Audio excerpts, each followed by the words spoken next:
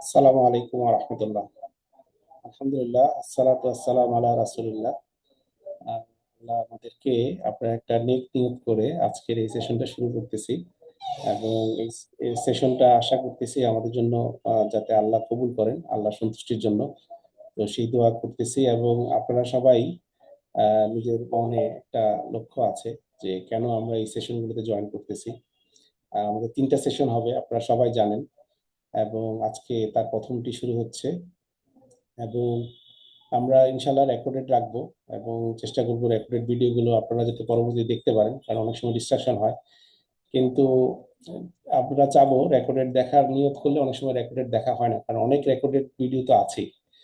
তো তারপরেও যেহেতু আমরা সেশনটা জয়েন করেছি, আমরা আল্লাহর কাছে দোয়া করি যাতে আমরা রেকর্ডেডটা না দেখতে হয়, আমরা যাতে লাইভে দেখতে পারি। এবং আমরা চেষ্টা করব ক্লাসগুলো যাতে ইন্টারেক্টিভ হয়, আপনাদের চিন্তার খোরাক তৈরি করে, এবং সেই চিন্তার খোরাকটা নিয়ে আমাদের যে আগামী যে রমাদান আসতেছে সেই রমাদানে যাতে আমরা প্রতিনিয়ত এই খোরাকটা আমাদের মনের যে কিছু ব্যথা তৈরি করার চেষ্টা করব, আমরা যেটা নিয়ে আমরা শুরু করব। এবং আমি বলবো এটা আমাদের থিঙ্কিং প্রসেসে বা থট প্রসেসের মধ্যে যাতে আঘাত করে এবং আমাদের চিন্তার মধ্যে কিছু নতুনত্ব চিন্তা আসে। এবং যেভাবে আমরা করেছি সেভাবে আমরা আসলে কেউ এই রমাদানটা কাটাতে চাই না। তার চেয়ে অনেক বেটার রমাদান যাতে আমাদের হয়, রমাদান থেকে সর্বোচ্চ ফল যাতে আমরা পাই, সেইভাবে যাতে করতে পারি, সেই আশাই আমাদের সবার মধ্যে আছে, আমি জানি। তো এই কোশ্চেনটা আমরা দিয়েছিলাম, আপনারা অনেকেই রিপ্লাই দিয়েছেন, আমরা দেখেছি প্রায় 100-র উপরে অ্যান্সার পেয়েছি। তো আমি যখনই আপনাদের এই উত্তরগুলো পড়তেছিলাম, তখন বলতেছিলাম আল্লাহুম্মা আমিন, আল্লাহুম্মা আমিন, আল্লাহ আমাদেরকে যাতে কবুল করেন।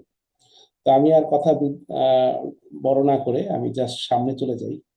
তো আমরা যখন কোনো কিছুর অ্যান্সার করবো, আপনারা সাথে সাথে চিন্তা করবেন এবং রেসপন্স করার চেষ্টা করবেন। রেসপন্স বলতে মাইকে করতে হবে ব্যাপারটা এমন না, আপনারা চ্যাটে লিখতে পারেন, আপনারা আমাদের হোয়াটসঅ্যাপ গ্রুপে লিখতে পারেন, অথবা আপনারা হ্যান্ড রেজ করতে পারেন। দেন আমি যদি ফিল করি যে হ্যাঁ একজন দুজন বলেন, তাহলে হয়তো আমরা উত্তরটা নিব। তো আপনারা একটু বলেন যে আমরা কেন খাই।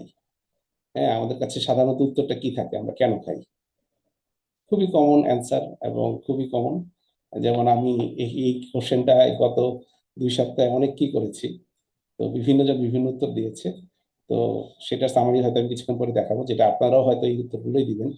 তো একটু যদি আপনারা একটু বলেন যে আমরা আসলে কেন খাই, হ্যান্ড রেজ করতে পারেন অথবা চ্যাটে লিখতে পারেন। জি, আবু জিব্রিল, দীপু ভাই, আপনি যদি আনমিউট করে বলতেন যে আমরা কেন খাই। আসসালামু আলাইকুম রহমতুল্লাহ। ওয়ালাইকুম সম্মানিত আসসালাম। প্রিয় ভাই, ভালো আছেন আশা করি। জি আলহামদুলিল্লাহ। আমরা আসলে এই জন্যই খাই যে এই খাবারটা খেয়ে যেন আল্লাহ সুবহানাহু ওয়া তাআলার প্রতি কৃতজ্ঞ হই এবং তার দাসত্বটা পরিপূর্ণভাবে করতে পারি। এই মাশাআল্লাহ, জন্যই খাই। মাশাআল্লাহ। চমৎকার, দীপু ভাই বললেন যে আমরা এই জন্যই খাই, যেটা খেয়ে আল্লাহর দাসত্বটা যাতে আমরা পরিপূর্ণভাবে করতে পারি। তো আমরা চ্যাটে কিছু অ্যান্সার দেখতেছি যে ক্ষুধা নিবারণের জন্য খাই, আল্লাহ রিজিক দেন বলে খাই, বেঁচে থাকার জন্য খাই, জীবন ধারণের জন্য খাই। মাশাআল্লাহ, খুব সুন্দর সুন্দর উত্তর। শরীরে শক্তি অর্জন করার জন্য খাই, আমাদের জিয়াদ ওস্তাদ বলছেন যে শরীর শক্তি অর্জন করার জন্য খাই।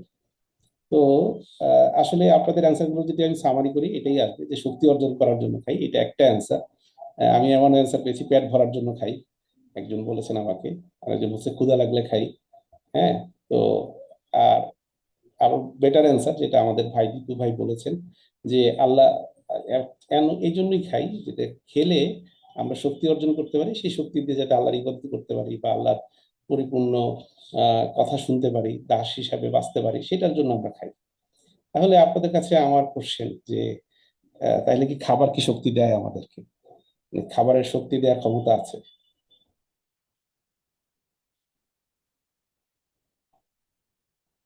খাবারের তাহলে শক্তি দেওয়ার এনার্জি নাই, এটা আসলে আমরা কেউ বিশ্বাসও করি না। আমরা সবাই বিশ্বাস করি আল্লাহ সুবহানাহু ওয়া তাআলাই সব শক্তির মালিক, কিন্তু দেখেন বাই ডিফল্ট আমরা এমন ভাবে জীবনযাপন করি, এখানে আমি এই শব্দটা খুব বেশি বেশি বলবো, সেটা হচ্ছে বস্তুগত ব্যাপার বা লৌকিকতা। যেহেতু আমাদের চোখে যেটা দেখি সেটাই আমাদের বিশ্বাসের মধ্যে ঢুকে যায়। যেহেতু আমরা বিশ্বাস করি গায়েবে, তো গায়েবটা যেহেতু আমাদের কাছ থেকে গায়েব, আমরা দেখি না, সেটার উপরে আসলে বিশ্বাসটা অনেক দুর্বল হয়ে যায়। এই জন্য আমরা ফলাফল চেষ্টা করি যে এটা করলে এটা হবে, এটা করলে এটা হবে। এখন এই যে এটা করলে এটা হবে, এই ফলাফলটা আল্লাহ দিবেন, হ্যাঁ আল্লাহ একটা মাধ্যম দিয়েছেন, কিন্তু আল্লাহ সুবহানাহু ওয়া তাআলা মাধ্যমটাকেই সবসময় মূল বানান নাই, মূলটা ওনার নিজের হাতে রাখছেন। এই জন্য আমরা সবাই প্রত্যেকের জায়গা থেকে আমাদের ইমানের একটা শর্ত, যে কেউ যদি মুমিন হতে চায়, বিশ্বাসী হতে চায়, 6টা বিশ্বাসের মানে 6টা বিষয়ে বিশ্বাস রাখতে হয়। তার একটা হচ্ছে তকদিরে বিশ্বাস। কারণ আপনি সবকিছু করতেছেন, ফলাফল আল্লাহ সুবহানাহু ওয়া তাআলা। খাবার খেয়েই যদি শক্তি হয়, তাহলে আমি আপনাদেরকে জিজ্ঞেস করি, খাবার খেয়ে তো আমাদের পেটও খারাপ হয়। আমরা তো খাবার খেয়ে আমাদের শরীরও খারাপ হয়, তাই না? খাবার খেয়ে আমরা অতিরিক্ত খাবার খেয়ে আমরা রোগাক্রান্ত হয়ে যাই, ডায়াবেটিস হচ্ছে, বিভিন্ন রোগ হচ্ছে, এবং যত রোগ পাওয়া যায় সব রোগের উৎস খুঁজতে দেখা যাবে কোনো না কোনো ভাবে খাবার দায়ী। ইভেন ক্যান্সারের উপাদান দেখা যায় খাবার থেকেই মূলত আসে, বা আমরা যা পান করি সেখান থেকে আসে। তার মানে খাবার বা পান করা আসলে শক্তি দেয় না, শক্তি দেয় আল্লাহ সুবহানাহু ওয়া তাআলা। খাবারের মাধ্যমে আসতে পারে, নাও আসতে পারে। তাহলে শক্তি দেন আল্লাহ সুবহানাহু ওয়া তাআলা, তাহলে আমরা কেন খাবো? আমরা খাবো আসলে আল্লাহর হুকুম পালন করার জন্য। তো সেই বিষয়টা নিয়ে আমরা কথা বলবো। তো দেখেন, আগে আমরা কেন খাই এর অ্যান্সারটা আমরা করব। তো আমাদের পরিচয় কি? আমরা বুঝতেছি আমরা আল্লাহর বান্দা। আমরা যদি এক কথায় জিজ্ঞেস করি, কেউ যদি পরিচয় বলে, সাধারণত লোক জিজ্ঞেস করলে আমরা আমাদের নাম বলি, আমরা কোথায় থাকি সেটা বলি। হ্যাঁ, আমরা বলি যে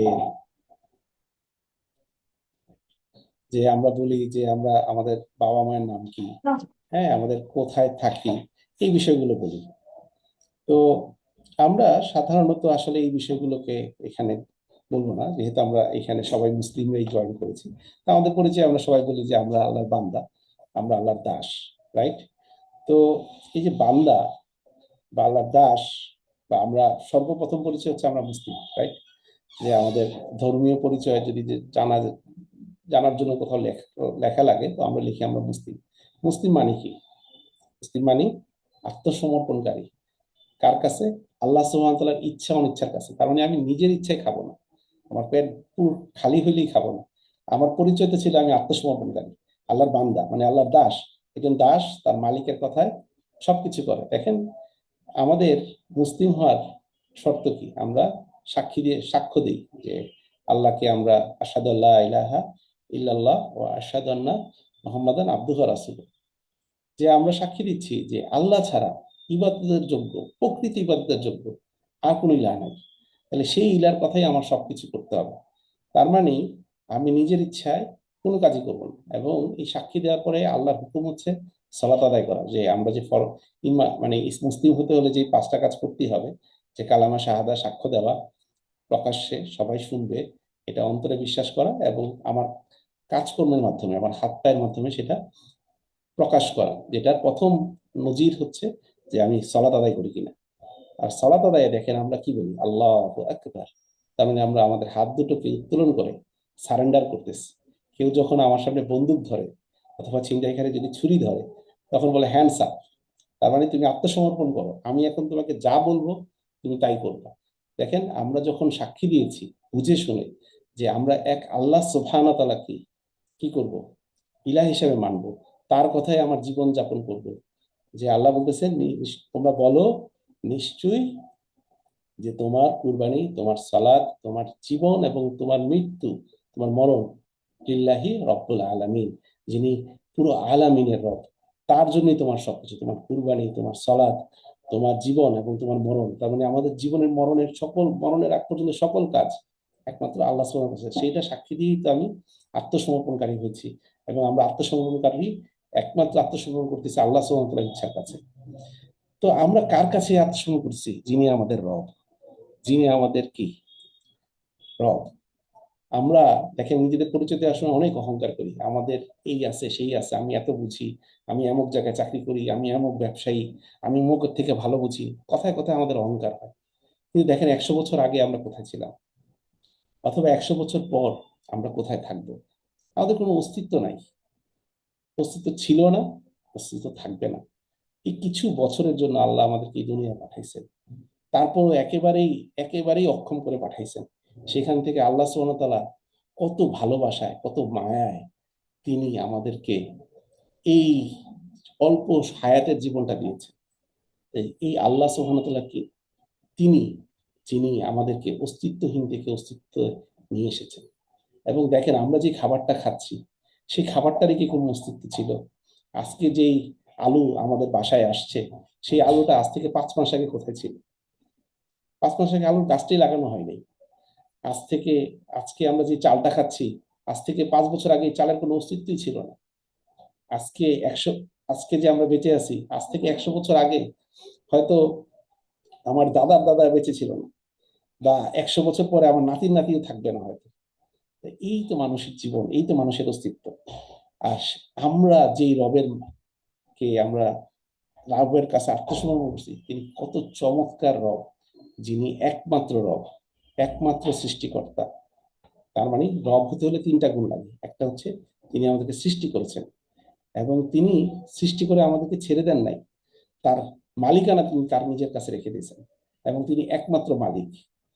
হ্যাঁ, মালিক ইয়াউমিদ্দিন, যেটা সূরা ফাতিহাতে আমরা প্রতিবার বলি, প্রতি রাকাতেই পড়তে হয়। এখন উনি কি শুধু ইয়াউমুদ্দিন, বিচার দিনের মালিক, প্রতিফল দিবসের মালিক? না, উনি প্রতিটা দিবসের মালিক। কিন্তু বর্তমানে আমরা কিছু লোক হয়তো আল্লাহকে মালিক হিসাবে স্বীকার করি, কিন্তু বেশিরভাগ লোকই তো মালিক হিসাবে স্বীকার করে না। কিন্তু সেই দিন কেউ অস্বীকারী থাকবে না। কিন্তু আল্লাহ প্রত্যেকের মালিক, প্রত্যেকের জীবন মৃত্যু আল্লাহর হাতে, তার ভালো মন্দ আল্লাহর হাতে। সে খাবার খেয়ে তার সুস্থ থাকবে না অসুস্থ হবে, সেটা কে নির্ধারণ করতেছেন? আল্লাহ সুবহানাহু ওয়া তাআলা। এবং তিনি শুধু মালিকই না, তিনি হচ্ছেন পরিচালনাকারী। প্রতিটা মুহূর্ত আমরা কিভাবে চলবো, কি কাজ করব, কিভাবে করব, কি করলে আমাদের জন্য ভালো হবে, সেই পরিবেশটা উনি সৃষ্টি করতেছেন। আমাদেরকে এই মুহূর্তে আমরা যে অক্সিজেনটা আমাদের ভিতরে নিয়েছি, সেই অক্সিজেনটা সরবরাহ করেছেন। কত কত বড় রব! আপনি চিন্তা করেন, আপনি একটা ইভেন্ট বানান যে একটা শিক্ষা সফরে একবেলা কিছু মানুষকে খাওয়াবেন, 100 লোককে, 500 লোককে, 1000 লোককে। চিন্তা করেন তো কত লোকের কত পরিশ্রম করতে হয় শুধু একবেলা খাবার জোগানোর জন্য। আর প্রতি মুহূর্তে আমার আপনার মতন 800 কোটি মানুষের কাছে, শুধু মানুষের কাছে না, কত বিলিয়ন বিলিয়ন প্রাণী আছে, তাদের কাছে হয়তো তাদের জীবন বেঁচে থাকার জন্য যে যে উপাদান দরকার, যে যে সেই জিনিসগুলো তাদেরকে সংগ্রহ করে তাকে যোগান দিয়ে যাচ্ছে। আমরা কি সুবহান আল্লাহি ওয়া বিহামদিহি বলবো না? সুবহান আল্লাহ, সুবহান আল্লাহ। আল্লাহ কত পবিত্র, কত শক্তিশালী, কত মহান। কোনো ভুল নাই, কোনো নিখুঁত নাই। যার যতটুকু প্রয়োজন তাকে ততটুকু দিচ্ছেন, একমাত্র আল্লাহ সুবহানাহু ওয়া তাআলা দিচ্ছেন। তাহলে সেই রবের দাস আমরা। তা আমরা একটা মজার কথা বলি, অনেক সিরিয়াস কথা বলতেছি। সেটা হচ্ছে, ধরেন আমরা সাধারণত বেশিরভাগই চাকরি করি, রাইট? আমি দেখলাম যে আমাদের এখানে যারা পার্টিসিপেট করতেছেন তাদের 90% হচ্ছে চাকরিজীবী। তো যারা চাকরিজীবী হই, সাধারণত আমাদের চাকরি যখন করি তখন আমাদের কিছু ড্রিম জব থাকে, যে এই জবগুলোতে আমি যেতে চাই। কেন? কারণ সেই কোম্পানিগুলো খুব ভালো, তাদের স্যালারি স্ট্রাকচার খুব ভালো, তাদের ইনক্রিমেন্ট ভালো, এবং সেখানে প্রমোশন হয়, ভালো বোনাস পাওয়া যায়, এবং মালিক কর্মচারীদের কথা শুনে। এবং সেই মালিক বা সেই কোম্পানি, ধরেন দুই একটা কোম্পানির নাম বলি, যেমন আমরা মনে করি যে টেলিকম সেক্টরে গ্রামীণ ফোন বা বাংলালিংক, এরা হয়তো খুব ভালো কোম্পানি। অথবা অনেকে ফিনান্সিয়াল সেক্টরে যায়, অনেকে মাল্টি ন্যাশনাল কোম্পানিতে কাজ করতে চায়, যে ওরা ওদের স্ট্রাকচার খুব ভালো, ওকে ফাইন। তো কেন? কারণ মালিক কর্মচারীদের খেয়াল রাখে, কর্মচারীদেরকে টাকা দেয়, এবং সেখানে যেতে গেলে কিন্তু যোগ্যতা লাগে। সেখানে কিন্তু যে কেউ গিয়ে বললেই হয় না যে আমি তোমার এখানে কর্মচারী হয়ে তোমার হয়ে সব কাজ করবো, তুমি যা বলবে তাই করবো। সে বলবে না, আমরা সবাইকে অ্যালাউ করি না। কিন্তু দেখেন, আমরা এত মহান রবের আমার মালিকানা সত্ত্বে অটোমেটিক ঢুকে গেছি। আল্লাহ না, আমরা না চাইতেও, মানে আল্লাহ চাইছেন অবশ্যই, আমরা না চাইতেও আল্লাহ কি করছেন? আল্লাহ আমাদেরকে মুসলিম বাবা মায়ের ঘরে জন্মগ্রহণ করেছেন, অথবা আমরা যদি অমুসলিম বাবা মায়ের ঘরেও জন্মাই, আল্লাহ আমাদেরকে তৌফিক দিচ্ছেন ইসলাম বুঝে শুনে ইসলামে প্রবেশ করার জন্য। এবং আমরা কি হয়েছি? স্বেচ্ছায় আল্লাহ সুবহানাহু ওয়া তাআলার দাস হওয়ার কথা মেনে নিয়েছি, আল্লাহর বান্দা হওয়ার কথা বলছি। তো আমরা যদি আল্লাহর বান্দা হইতে চাই, তাহলে আমাদেরকে কি করতে হবে? যে আল্লাহর দাস কে? যে আমরা আল্লাহর দাস, তাই না? তাহলে তাহলে আমরা কি আল্লাহ তাআলার দাস হতে পেরে সন্তুষ্ট? আসলে কি সন্তুষ্ট? আমরা বলতেছি হ্যাঁ আমরা আল্লাহর দাস, আল্লাহ সন্তুষ্ট।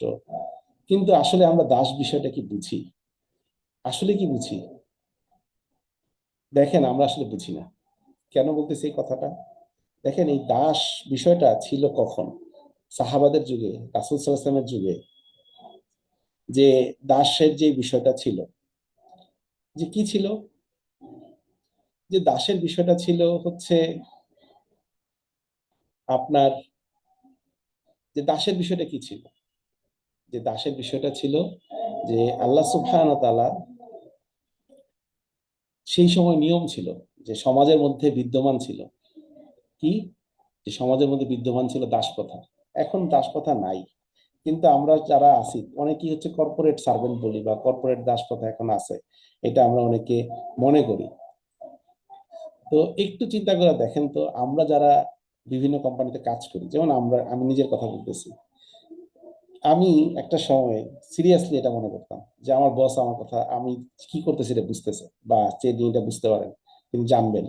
হ্যাঁ, তার অজান্তে আমি কোনো অন্যায় কাজ করবো না। হ্যাঁ, আমি জাস্ট আজ থেকে ধরেন বেশি দিন না, 12-13 বছর আগে কথা বলতেছি।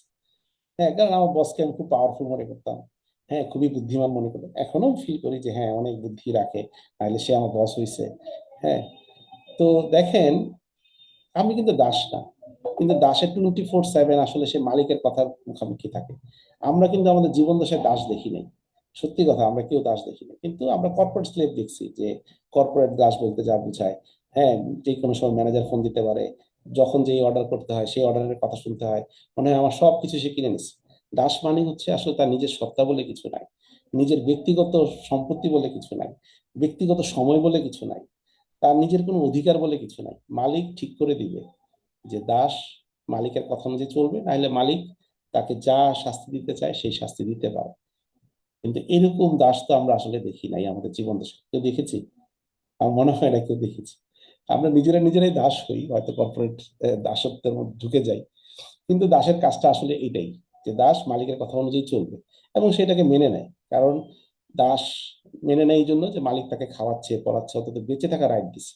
কারণ দাস কিভাবে হইতো এটা একটু আগে চিন্তা করেন, যে আগে মানুষ যুদ্ধ করতো, যুদ্ধে হেরে গেলে যেই দল হেরে গেছে সেই দলের পুরুষ মহিলা শিশুদেরকে দাস হিসেবে গ্রহণ করা হতো, এবং তাদেরকে যদি বেশি দাস আমার অধীনে চলে আসে তাহলে আমি বিক্রি করে দিতে পারতাম। তো কারণ আমি তোমাকে মেরে ফেলতে পারতাম, তোমাকে না মেরে আমি তোমাকে বাঁচিয়ে রাখছি, তোমাকে খাওয়া পরাবো, শুধু বাঁচার শর্ত কি, তুমি আমার কথা অনুযায়ী চলতে হবে, তুমি আমার মালিকানা সত্ত্বে চলে আসলে। তো আল্লাহ আমাদেরকে এমন একটা যুগে জন্ম দিচ্ছেন যে দাস বিষয়টা আমরা বুঝি না বা দেখি না, কিন্তু আমরা কিছুটা ধারণা করি। কিন্তু দেখেন, আমাদের স্বভাবের মধ্যে একটা ব্যক্তি দাস যেভাবে আরেকটা ব্যক্তি মালিকের কাছে দায়বদ্ধ থাকে, আমরা কি আসলে আমাদের আল্লাহ সুবহানাহু ওয়া তাআলা এত বড় মালিকের সত্তার কাছে এরকম দায়বদ্ধ? আমরা কি চিন্তা করি যে আমি এই কাজটা করতেছি, আল্লাহ সুবহানাহু ওয়া তাআলা কি এই কাজটায় খুশি হবেন, নাকি উনি আমার উপর বেজার হবেন? আমি কোনো কাজ করার সময় মানুষের সাথে পরামর্শ করি, কিন্তু আমরা কি কখনো চিন্তা করি, আচ্ছা আল্লাহ আমি এই কাজটা করতে যাচ্ছি, তুমি এটার জন্য যদি খায়ের হয় আমার জন্য খায়ের রাখো, আর যদি খায়ের না থাকে আমাকে এখান থেকে দূরে সরাই দাও। আমরা কি আসলে বেশিরভাগ সময় এটা করি? আমরা যখন কোনো কিছু খাই, তখন কি চিন্তা করি যে আমি তো দাস, আমার মালিক এটা আমাকে জোগাড় করে দিচ্ছেন, আমাকে না চাইতেই, আমি হয়তো কোনো টাকা পয়সা দিইনি কিন্তু আমার দিয়ে দিচ্ছেন, সেটা আমি খাচ্ছি। আবার আমি যদি মালিকের কোনো কাজ করি, কাজ করে কি আমরা একটা ভয়ে ভয়ে থাকি না? কর্পোরেট স্টেপের কথা যদি চিন্তা করেন, যে আমরা যখন একটা কাজ করি মনে হচ্ছে খুব কাজটা খুব ফাটাফাটি হয়ে পড়ছে, তারপরে কিন্তু ভয় থাকে যে কোন ভুলটা জানি ধরে ফেলে বলে, তখন কি হয় আমাদের মনে, কিন্তু আমরা সন্তুষ্ট হতে পারি। দেখেন, ইব্রাহিম আলাইহিস সালাম আল্লাহ সুবহানাহু ওয়া তাআলার এমন একজন দাস ছিলেন, যে তিনি তার জীবনে কি কি কুরবানি করছেন, এবং সন্তানকে নিয়ে উনি কাবা শরীফ তৈরি করছেন, এবং তৈরি করার পরে উনি আল্লাহকে বলতেছেন, আল্লাহ তুমি আমার ভুল ত্রুটিগুলো ক্ষমা করো, এবং তিনি মাফ চাইতেছেন এবং বলতেছেন আমাদের থেকে আমাদের এই কাজটাকে কবুল করো। সুবহানাল্লাহ! যে ওই সময় ওনার পরিবার, উনি মুসলিম, এবং ওনারা আল্লাহর জন্য একটা, আল্লাহর নির্দেশে একটা ঘর তৈরি করছেন।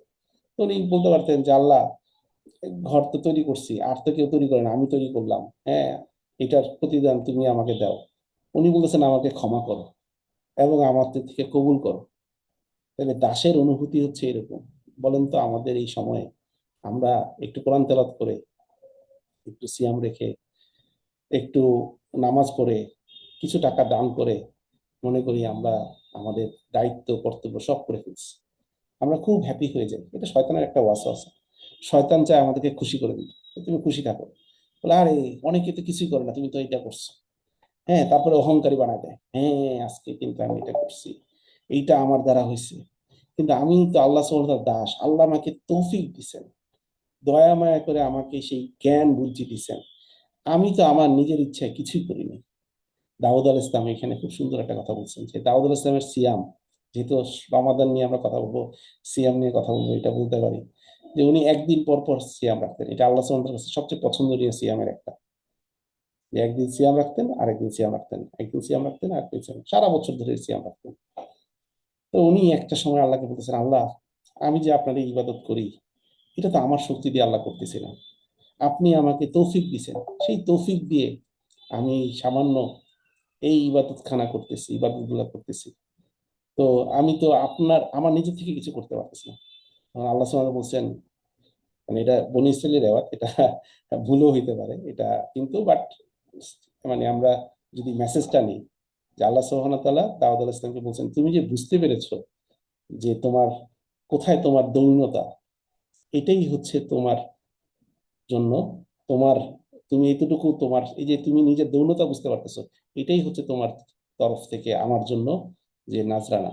তাহলে এইটাই হচ্ছে আমাদের বিষয়ে, আমাদের ভিতরে এই অনুভূতিটা আনাটা খুব জরুরি ভাই। তো আবার আসি, আমরা কেন খাই, যেটা দিয়ে আমরা শুরু করেছিলাম, আমরা খুব বেশি দূর যাই নাই এখনো।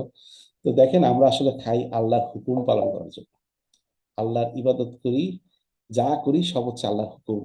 আমাদের 24 ঘন্টায় আমরা যা করি, যদি আমরা আল্লাহর হুকুম পালন করার জন্য করি, তাহলেই হচ্ছে সেটা ইবাদত, সেটাই হচ্ছে দাসত্ব। দেখেন আল্লাহ কোরআনে কি বলছেন, সূরা আরাফে, এরকম আরো অনেক 4টা সূরায় আল্লাহ সুবহানাহু ওয়া তাআলা খাওয়ার কথা উল্লেখ করছেন, আমাদেরকে খেতে বলছেন, কি কি খাবো। সূরা আনামে খাওয়ার কথা উল্লেখ করছেন, কি খাবো না, কি কি হারাম। আল্লাহ সূরা আনামে প্রায় অনেকগুলো, প্রায় 3 থেকে 4 জায়গায় হারাম জিনিসগুলো উল্লেখ করছেন। এবং খাওয়ার কথাটা আল্লাহ প্রায় 4 জায়গায় উল্লেখ করছেন, আরো অনেক জায়গায় করছেন। আমরা ইনশাল্লাহ সামনে এটা দেখবো কিভাবে এগুলো খুঁজতে হয় এবং কিভাবে আমরা কোরআনের সাথে কানেকশন করবো। তো সূরা আরাফের 31 নম্বর আয়াতে আল্লাহ বলতেছেন, এর আগে আবার কথা আছে যে মসজিদে তোমরা সুন্দর পোশাক পরে মসজিদে যাও, এবং তারপর চা খাও ও পান করো, কিন্তু অপচয় করো না, নিশ্চয়ই আল্লাহ অপচয়কারীদের পছন্দ করে না। সূরা আরাফ 31 নম্বর আয়াত। তার মানে আল্লাহ নির্দেশ দিচ্ছেন আমাদেরকে খাইতে। তাহলে আমি যখন খাবো, তখন যদি আমি মনে করি এটা আল্লাহ হুকুম পালন করতেছি, তাহলে আমার খাবারটা কি হবে? আমরা তো খাই বিসমিল্লাহ বলে, সুন্নাহ অনুযায়ী খাই, কিন্তু সুন্নাহ অনুযায়ী আসলে খাই না। আমরা সুন্নাহ অনুযায়ী খাবারটা হয়তো শুরু করি, যে বিসমিল্লাহ বলে খাওয়া শুরু করতেছি, ডান দিক থেকে খাচ্ছি, সামনে থেকে খাচ্ছি, কিন্তু খাওয়ার পরিমাণটা কখনোই সুন্নাহ অনুযায়ী থাকে না। রাসূল সাল্লাল্লাহু আলাইহি ওয়াসাল্লাম হচ্ছেন আল্লাহর বান্দাদের মধ্যে, আবদের মধ্যে, দাসদের মধ্যে সর্বোত্তম দাস, সর্বশ্রেষ্ঠ দাস, সর্বশ্রেষ্ঠ রাসূল, যিনি আমাদের কাছে মেসেজ পৌঁছাইছেন। এবং আমরা আলহামদুলিল্লাহ সুন্নাহ আলহামদুলিল্লাহ, আমরা হযরত মুহাম্মদ সাল্লাল্লাহু আলাইহি ওয়াসাল্লামের উম্মত, সর্বশ্রেষ্ঠ বান্দা, সর্বশ্রেষ্ঠ উম্মত আমরা, যে কি তার অনুসারী। কি অনুসারী? যে সর্বশ্রেষ্ঠ নবীর সর্বশ্রেষ্ঠ অনুসারী হওয়ার চেষ্টা করতেছি, কিন্তু দেখেন আমরা সুন্নাহ অনুযায়ী খাই না। রাসূল সাল্লাল্লাহু আলাইহি ওয়াসাল্লাম বলছেন, একজনের জন্য ততটুকু খাবারই যথেষ্ট, যতটুকু খাবার খেলে তার মেরুদণ্ড সোজা থাকে। আর সে যদি বেশি খেতে চায়, তাহলে সে তার খাবার 3 ভাগের 1 ভাগ খাবে। এখন 3 ভাগের 1 ভাগ কি? তার যতটুকু খেলে পেট ভরে যায়, সেই খাবারটা 3 ভাগের 1 ভাগ। এখন কারো যদি 3 প্লেট খেলে পেট ভরে, তাহলে তার জন্য 1 প্লেট খাওয়া হচ্ছে তার জন্য 3 ভাগের 1 ভাগ। কারো যদি পুরো 1 প্লেট খাবার খেলে পেট ভরে 3 চামচ ভাত খেতে হয়, তাহলে তার জন্য 1 চামচ খাবার খাওয়া হচ্ছে তার জন্য 3 ভাগের 1 ভাগ। কারোর যদি 4 চামচ বা 5 চামচ বা 6 চামচ খেলে পেট ভরে, তাহলে 2 চামচ খাওয়া হচ্ছে 3 ভাগের 1 ভাগ। এটা হচ্ছে সর্বোচ্চ লিমিট। কিন্তু কেউ যদি এর চেয়ে বেশি খায়, সে হয়তো হারাম খাচ্ছে না, সে তো নাজায়েজ খাচ্ছে না, কিন্তু সেটা হয়তো তার জন্য সুন্নাহ হলো না। তাহলে সুন্নাহ ছিল আপনি সর্বোচ্চ অতটুকুই খাবার আপনার জন্য যথেষ্ট, যতটুকু খেলে আপনি মেরুদণ্ড সোজা রাখতে পারবেন। মেরুদণ্ড সোজা রাখা মানে খিদার জ্বালায় নিচু গুচা হয়ে যেতে হইতেছে। রাসূল সাল্লাল্লাহু আলাইহি ওয়াসাল্লাম থেকে আমরা এই হাদিসগুলো বলি ওয়াজ মাহফিলে, বা আমরা নিজেরাও শুনছি বা নিজেরাও বলি, যে উনি পেটে পাথর বেঁধে বের হয়েছিলেন, ওমর রাদিয়াল্লাহু বের হয়েছিলেন, আবু বকর রাদিয়াল্লাহু বের হয়েছিলেন একদিন দুপুর বেলায়। এবং তারা একজন আরেকজনকে জিজ্ঞেস করছে, কেন বের হয়েছে? তো বলতেছে খিদায়, এবং কি পেটে পাথর বেঁধে রাখছে, যে পেট আর মেরুদণ্ড সোজা রাখতে পারতেছে না, হ্যাঁ ক্ষুধায় গুচু হয়ে গেছে। তো পাথর বেঁধে যাতে একটু বুকটা সামনের দিকে থাকে, মেরুদণ্ড সোজা থাকে, তাহলে সেইভাবে। তাহলে দেখেন, তারা ছিল আল্লাহ শ্রেষ্ঠ বান্দা। তো তারা কোত্থেকে শক্তি পাইছেন? তারা কিভাবে ইসলাম প্রতিষ্ঠা করছেন? তাদের দাওয়াত কিভাবে আমাদের কানে পৌঁছাইলো?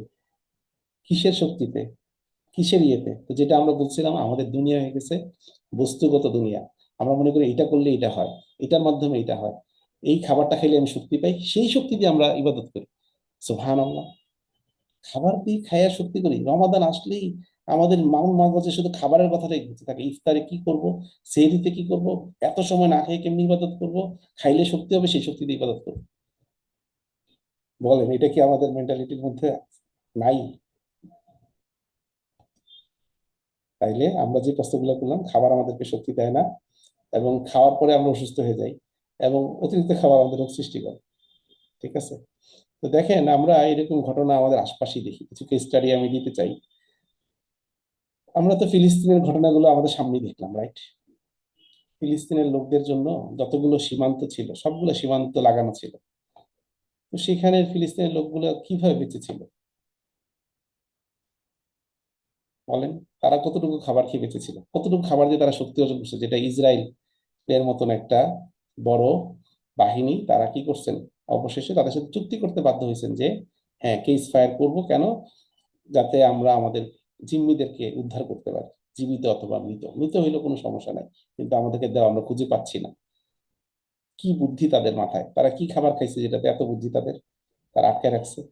সিরিয়ার ঘটনা আমরা জানি, যেটা কিছুদিন আগে আমাদের সামনে আসছে, যে সেটা হচ্ছে যখন বাশার আল আসাদ চলে যায় তখন এমন কিছু কারাগার পাওয়া যায় যেখানে হয়তো কারাগারগুলো পাইছেও কিছুদিন আগে, ধরেন এই বাশার আল আসাদ তো গেছে 1 বছর আগে। তো তারপরে দেখা গেছে কয়েক মাস তাদের কোনো খোঁজ খবর নাই, কারণ কারাগারগুলো ছিল আপনার দোতলা তিনতলা নিচে, মানে একবারে আন্ডারগ্রাউন্ডে, ওইখানে যে কেউ থাকে এটা কেউ বোঝার উপায় নেই। তো যখন ওই কারাগারগুলো থেকে, এই গোপন কুঠি থেকে কিছু আল্লাহর বান্দাকে পাওয়া গেল, কারণ তারা সুন্নি ছিল এবং তারা আল্লাহ বিশ্বাসী ছিল, রাসূল সাল্লাল্লাহু আলাইহি অনুসারী ছিল। তো তাদেরকে বলা হলো, তোমাদেরকে তো কোনো খাবার দেওয়া হয়নি, তোমরা কিভাবে বেঁচে থাকলা? বলতেছেন, তারা বলছে যে আমরা আল্লাহর কাছে দোয়া করতাম, যে বলতাম আল্লাহ মারিয়াম আলাইহিস ইসলামকে, মারিয়াম বিনতে ইমরানকে যেভাবে রিজিক দিতেন আমাদেরকে সেভাবে রিজিক দেন, তখনই আমাদের পেট ভরে যেত এবং আমরা তৃপ্তি অনুভব করতাম। এবং তখন তারা রাসূল সাল্লাল্লাহু আলাইহি ওয়াসাল্লামের কথাটাকে ভুলেন নাই, রাসূল সাল্লাল্লাহু আলাইহি ওয়াসাল্লামের ভবিষ্যৎবাণীটা তারা মনে রাখছেন, যে এমন একটা জমানা আসবে যখন তারা ফিল করবে, কি ফিল করবে? তারা ফিল করবে যে আমার খাবার হচ্ছে তসবিহ তাহলিল। তাহলে দেখেন এইটা কি চলে আসছে কিনা, হুম, এটা কি চলে আসছে কিনা। তো দেখেন অলরেডি এই ঘটনা ঘটতেছে। তাইলে কি যেই আল্লাহ সুবহানাহু ওয়া তাআলা মারিয়াম আলাইহিস সালামের সময় ছিল, যে আল্লাহ এই সিরিয়ার লোকদের জন্য আছে, ফিলিস্তিনের লোকদের জন্য আছে, তারা কি বাংলাদেশের এই মুসলিমদের জন্য নাই, বা আমার আপনার জন্য নাই? আলহামদুলিল্লাহ, আল্লাহ হয়তো আমাদেরকে একটা বেটার জায়গায় রাখছেন। হ্যাঁ। তো দেখেন তারা এই কথাটা মনে করতেন এবং মনে করে আল্লাহর কাছে আকুতি করতেন, এবং তখনই তখনই তারা কি করতেন, তখনই তারা খুব তৃপ্তি পাইতেন।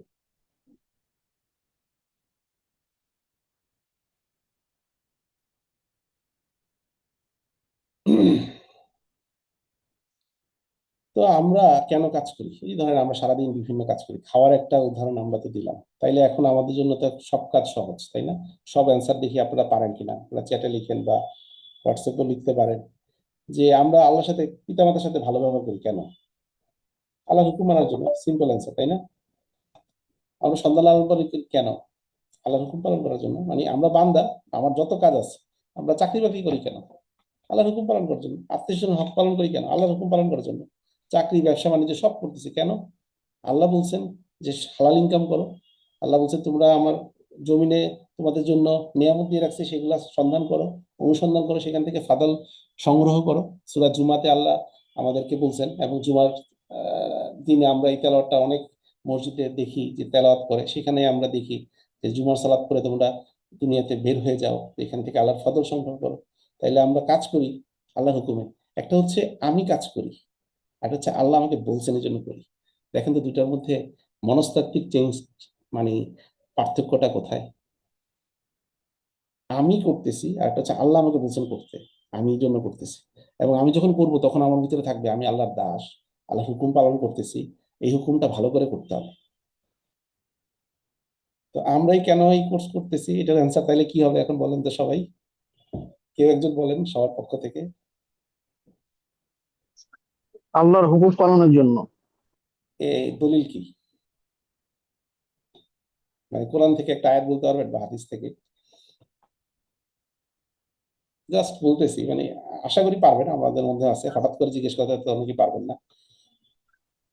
فإذا قضيت الصلاة فانتشروا في الأرض وابتغوا من হ্যাঁ, এটা فضل তো হচ্ছে الله جميعا. চাকরিতে বেড়ে যাব, কিন্তু এই কোর্সটা করতেছি কেন? এটা তো ধরেন আমরা কোনো রিজিক অর্জন করতে পারবো না যে আল্লাহর জন্য সরাই পড়বো, কিন্তু আমরা এই কোর্স, এই যে ধরেন রমাদান কিভাবে ভালো করে কাটাবো, এইটা কেন করতেছি? আল্লাহর হুকুম পালন করার জন্য সত্যি। কিন্তু আমি বলতেছি কোরআনের আয়াত দিয়ে কি আমরা এটা বলতে পারবো যে এই কোর্সটা করতেছি আল্লাহর হুকুম পালন করার জন্য? স্যার যেমন আয়াতটা ধরেন আমরা, মনে আসতেছে না, তবে একটা আয়াত আছে যে তোমরা যারা মুত্তাকি হইতে পারো। আমরা জি আসলে জি, মুত্তাকি হওয়ার জন্য প্রয়োজনীয় যে বিষয়গুলি সেটা যেন জানতে চমৎকার, পারি মুত্তাকি হওয়ার চমৎকার। জন্য। জি, মশিউর ভাই হাত তুলেছেন, একটু যদি বলতেন। আউযু বিল্লাহি মিনাশ শাইতানির রাজিম। আল্লাহ সুবহানাহু ওয়া তাআলা বলছেন, আহ, আল্লাহ হচ্ছে কোরআনকে নাজিল করছেন শাহরুর রমাদান, আল্লাহ না সরি, দূর হুম হুম হুম, অসুবিধা নেই, কুতিবা বলেন প্লিজ। আলাইকুমুস সিয়ামু কামা কুতিবা আলাল লাযিনা মিন কাবলিকুম, আউযু বিল্লাহি মিনাশ মিন শাইতানির কাবলিকুম, ওই একটা। মিন ক্বাবলি, হ্যাঁ, লাআল্লাকুম তাত্তাকুন। তো হুম, এখানে তাত্তাকুন হইতে বলছে আল্লাহ, আর আমরা এই কোর্সটা জয়েন করছি সেই তাত্তাকুন বা মুত্তাকি হওয়ার জন্য, বেসিক্যালি যে আরো ভালোভাবে যাতে রমাদানটা বা সামটা পালন করতে পারি, সিয়ামটা ভালোভাবে পালন করতে পারি। সো সেই জন্য যে রমাদানের প্রস্তুতি চমৎকার, হিসেবে মাশাআল্লাহ। যাতে মুত্তাকি যে হইতে আল্লাহ পারি। যেহেতু প্রস্তুতি নেওয়ার কথা হ্যাঁ, বলছেন, যেই জন্য বা রমাদানটাকে নাজিল করছে যাতে সেই কাজটা আমরা ভালোভাবে করতে জি, পারি আর কি। এটা একটা উত্তর হতে পারে। একজন বলছে আল্লাহর হুকুম যাতে ভালোভাবে পালন করতে পারে সেটার জন্য। তো আমি যদি বলি সূরা মুলকের 2 নম্বর আয়াতটা, আল্লাহ যেখানে বলছে আল্লাহ যে খালাকাল মাউতা ওয়াল হায়াতা লিয়াবলুকুম আইয়ুকুম আহসানু আমালা, আমি পরীক্ষা করতে চাই তোমাদেরকে, কে তোমাদের মধ্যে কর্মে উত্তম, কিভাবে আমলটা ভালো করতে পারো। তাহলে আল্লাহ যেহেতু চান আমরা সবাই আল্লাহর জন্য যে কাজটা করব সেটা যাতে ভালো করে করি, এবং সেটা যাতে বেস্ট হয়, আহসানু আমালা, কর্মের মধ্যে আহসান, সর্বোত্তম। কারণ আল্লাহ সূরা আমাদেরকে কোথায় বলতেছেন যে, আল্লাহ বলতেছেন, আল্লাহ বলতেছেন কি যে সূরা 3-এ যে হচ্ছে লাকাদ খালাকনাল ইনসানা ফি আহসানি তাকওয়িম, যেহেতু আমি তোমাদেরকে সর্বোত্তম ভাবে তৈরি করছি, সুতরাং আমি তোমাদেরকে পরীক্ষা করব, তোমাদের মৃত্যু এবং তোমাদের জীবন দিয়েছি এইটা পরীক্ষা করার জন্য কে তোমাদের মধ্যে কাজে উত্তম। তাহলে আল্লাহ যেহেতু চান আমাদের কাজ যেটাই করি, যে ইবাদতটাই করি, যে আমলটাই করি, যেমন ধরেন আমরা পড়ালেখা করি, আমরা আহ বিভিন্ন কিছু করি, তাইলে আমরা তখন বলতে পারি যে আমরা এই কাজটা উত্তম ভাবে করতে চাই। আল্লাহ যে কাজটা পছন্দ করেন, আল্লাহ সুন্দর করে করা পছন্দ করেন, আল্লাহর এই হুকুমটা পালন করার জন্য আমরা এই জিনিসটা শিখতেছি। আমার এই কথার সাথে কি মোটামুটি একমত সবাই, বা কাছাকাছি কি বলতে পারলাম কিনা, বা এটার সাথে আর কেউ কিছু অ্যাড করবেন কিনা? আল্লাহ রহমতের জন্য, কিন্তু কষ্ট করে কেন করবো? আল্লাহ হুকুম দিয়েছে এই জন্য। হ্যাঁ, কষ্ট হবে, আল্লাহ এই কষ্টটাই দেখতে চান, দেখি আমার বান্দা আমার দাস আমার জন্য কি কষ্ট করেন। আহ, আসসালামু আলাইকুম। জি আহ, প্লিজ, কোরআনের প্রথম আয়াতে ছিল ইকরা, তোমরা করো, শিক্ষা গ্রহণ করো। এক্স্যাক্টলি, অতএব চমৎকার, আমরা সেই শিক্ষা চমৎকার, গ্রহণ করার জন্যই চমৎকার, এখানে জয়েন করেছি। চমৎকার। তার মানে আমরা যখন পড়ালেখা করি তাহলে সেটাও তো আল্লাহর হুকুমে করতেছি। আল্লাহ বলছে তোমরা আল্লাহর নামে পড়ালেখা করো, আল্লাহকে জানার জন্য পড়ালেখা করো।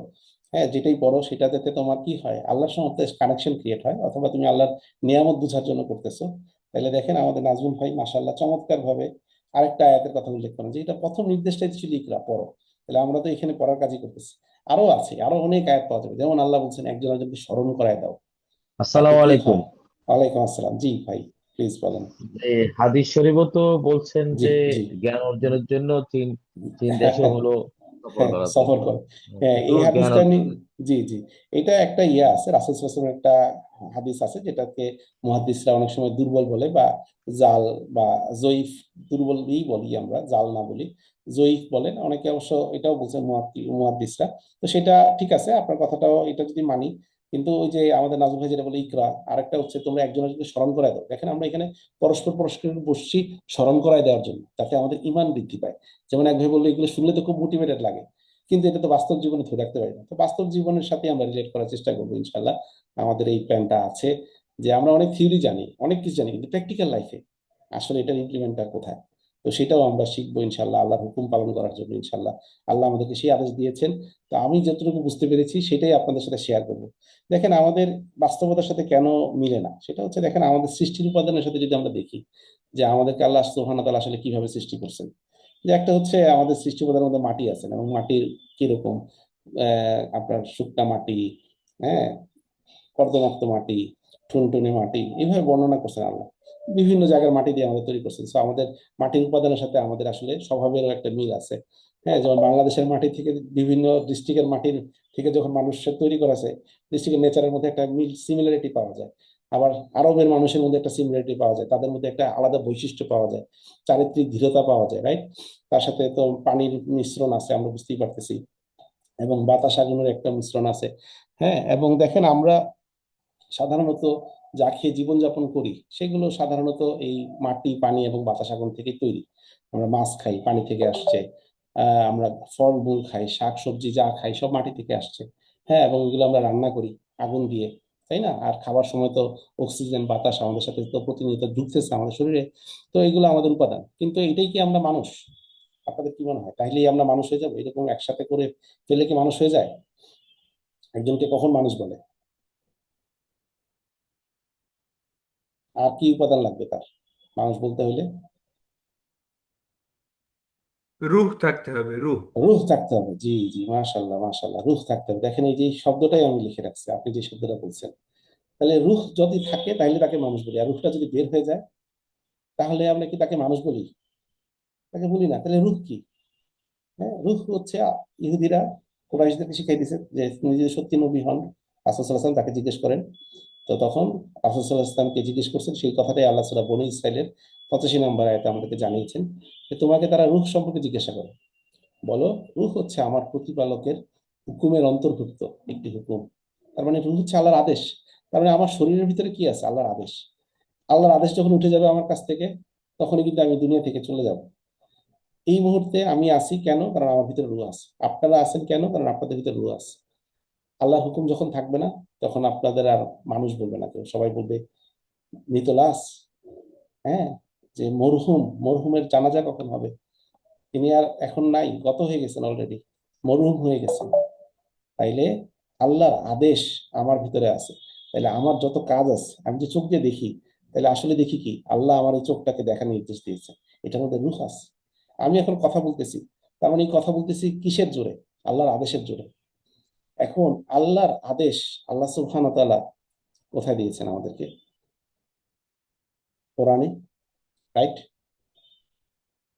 যে সূরা ফাতিহাতে আল্লাহর কাছে আমরা চেয়েছি যে ইহদিনাস সিরাতাল মুস্তাকিম, আল্লাহ শিখিয়ে দিয়েছেন যে আল্লাহর প্রশংসা করার পরে আলহামদুলিল্লাহি রাব্বিল আলামিন আর রহমানির রহিম মালিক ইয়াউমিদ্দিন ইয়াকা নাবুদু ইয়াকা নাস্তাইন, তোমাকে ইবাদত করি, তোমার কাছে সাহায্য চাই। তাহলে কি সাহায্য চাবো? আল্লাহ শিখিয়ে দিচ্ছেন সবচেয়ে বড় সাহায্য সূরা ফাতিহার মাঝখানে যেটা বলা আছে, ইহদিনাস সিরাতাল মুস্তাকিম, হিদা, হুদা, যেটাই বলি আমরা, পথ চাই। সিরাতাল মুস্তাকিমের পথটা চাই, যেই সিরাতাল মুস্তাকিমের উপর আপনি সন্তুষ্ট। আল্লাহ বলতেছেন এই সূরা ফাতিহাকে বলা হয় উমুল কোরআন, কোরআনের মা। যেই সূরার উত্তরে আল্লাহ পুরো কোরআন নাজিল করছেন। তো প্রথম যেই সূরাটা, সূরা বাকারা, সেখানে আল্লাহ দ্বিতীয় আয়াতে আলিফ লাম মিম, যেটার অর্থ তো আমরা কেউ বলতে পারবো না, আল্লাহ সুবহানাহু ওয়া তাআলাই ভালো জানেন।